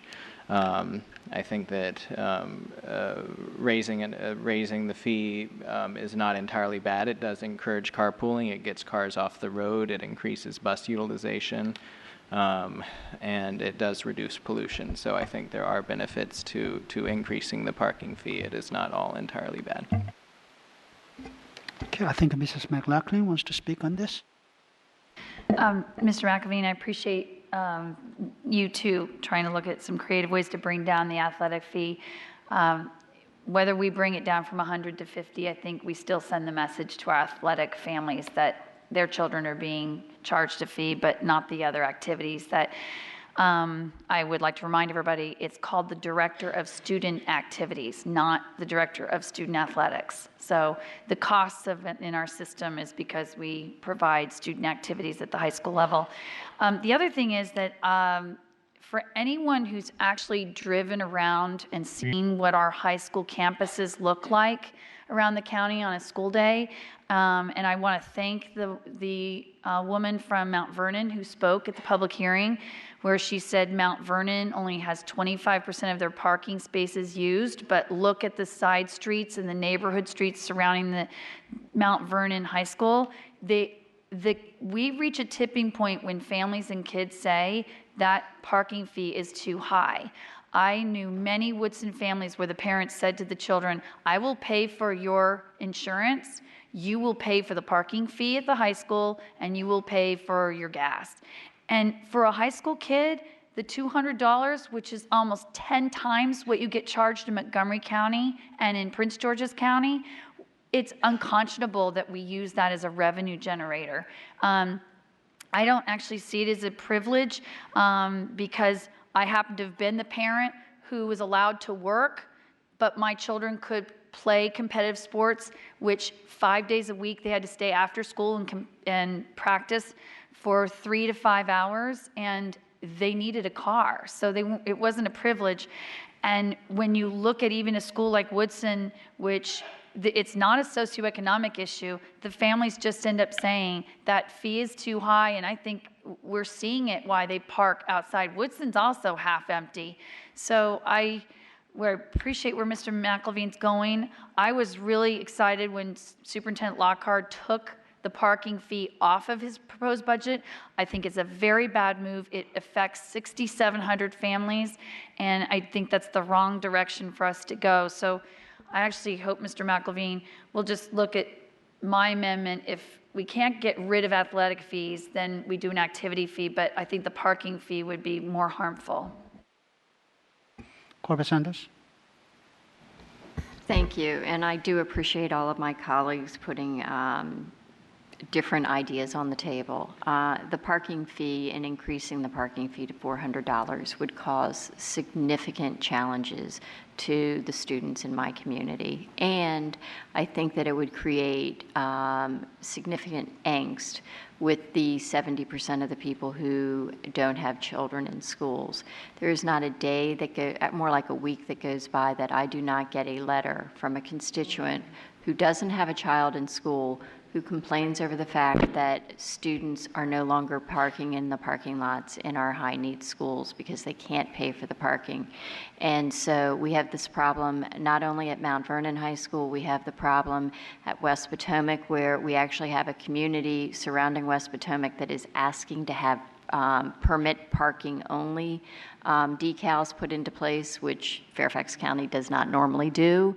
And so I think as far as the elasticity of demand for parking, we probably have exceeded that with last year's changes, and I would be very reluctant to consider changing our parking fees. Mr. Schultz? So it's something called supply side economics, supply and demand. We have outpriced our parking spots to the point that their parking lots aren't full because the kids are wise and they're like, I can't afford to buy a parking fee, a parking pass, so I'm going to park on a side street. And they've named their pain. They're not willing to pay the price, but they are willing to walk 5 minutes or go and leave a little bit earlier so they can park on a side street and save the money. What you should do is drop the price of the parking permits, and that way we'd sell them all and we'd make more money. And you could have a literal lottery if you sold them for half the price, and every single parking spot would be filled up because the kids would be able to afford it. So this is the wrong direction. Anybody else on the parking fee? Ms. Evans? Yes, because I really do not like the athletic fees, and I really don't like the AP and IB testing fees. I could see doing something more with the parking fees, which we already administer. I do think 400 is getting a little high, and in fact, that may be beyond where I would want to go with that. But if we could reduce some of these other fees on high school athletes or on our students taking AP and IB tests, I would be interested in pursuing that. Thank you. Anybody else on parking fee? If not, I think Mrs. McLaughlin is not the proposer, but she has a question regarding attrition from staff. So as we talk about these amendments and where we might find the alternative funds to get rid of some of these changes to our budget, I wanted to ask staff 2 questions. Over time, we've heard in the last several months about the way in which we manage the ERFC, and that our management fees are estimated to be somewhere anywhere from 50% more than the cost of when the county manages their comparable fund. I'm not asking for the debate points on that one, but I did want to ask, is it possible in terms of realizing some savings going into FY18 that if the board were to direct the ERFC trustees to negotiate lower basis points because we pay a higher basis points for investments, if that would be something that, again, we wouldn't necessarily know what it would be. We could go anywhere from saying if the annual management fees has been about $12 million, we want to direct the trustees to get those basis points down to a savings of $8 million in management costs annually, so we would save approximately $4 million. Is that even a reasonable fiscal direction that we could go so that we could then direct any savings from that effort toward our staffing reserve? So this goes back to the presentations that we had from ERFC last month when we brought in the consultants. And one of the people that we brought in was Al Karim, who's a consultant for Aon. And that was specifically the point that he was addressing. So first, when we look at management fees, I know certainly that we've heard testimony this week in terms of how much FCPS's fees are as compared to the county, and we've requested that information.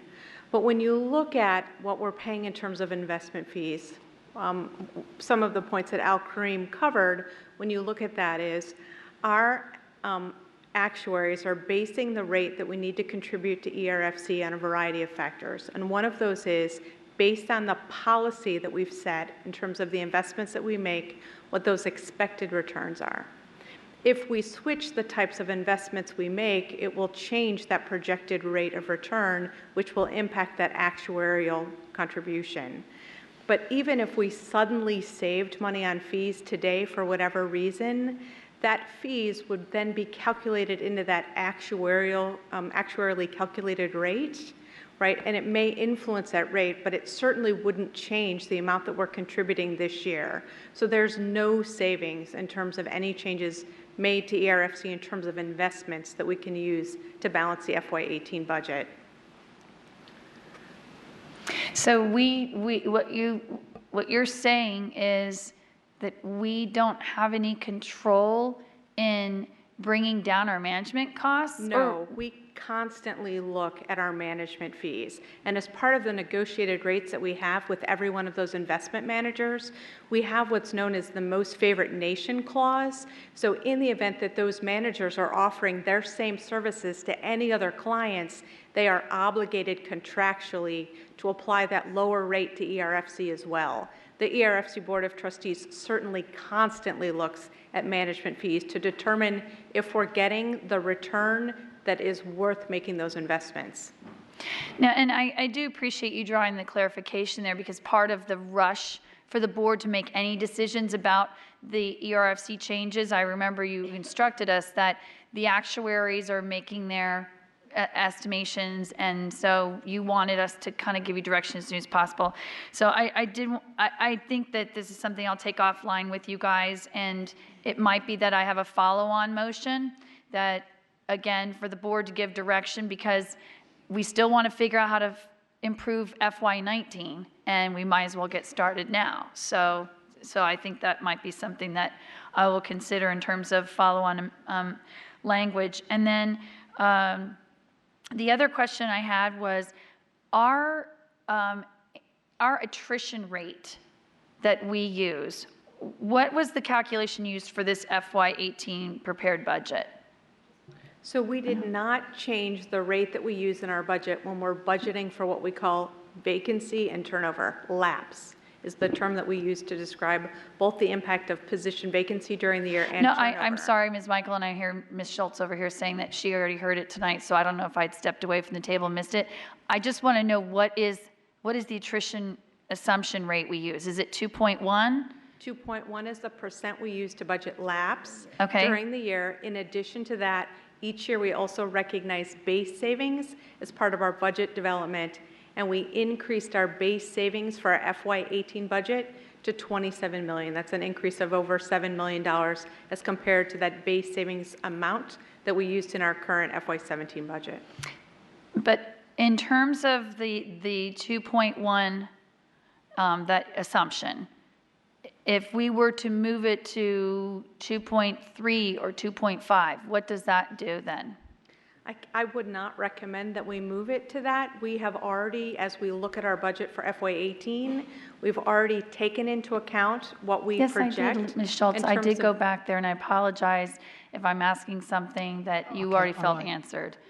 So what I'll do then is, I'm bringing this up because we keep having people in the community bringing up to us and saying, your assumptions are not as tight as they are on the county side, and if you tighten those up, then your ability then to find, your operational cost savings would be improved. So I'll bring the information I have to you guys, and we can have an offline conversation. And Ms. Schultz, I apologize that I didn't hear the information you heard earlier tonight. I would be happy to have an offline conversation.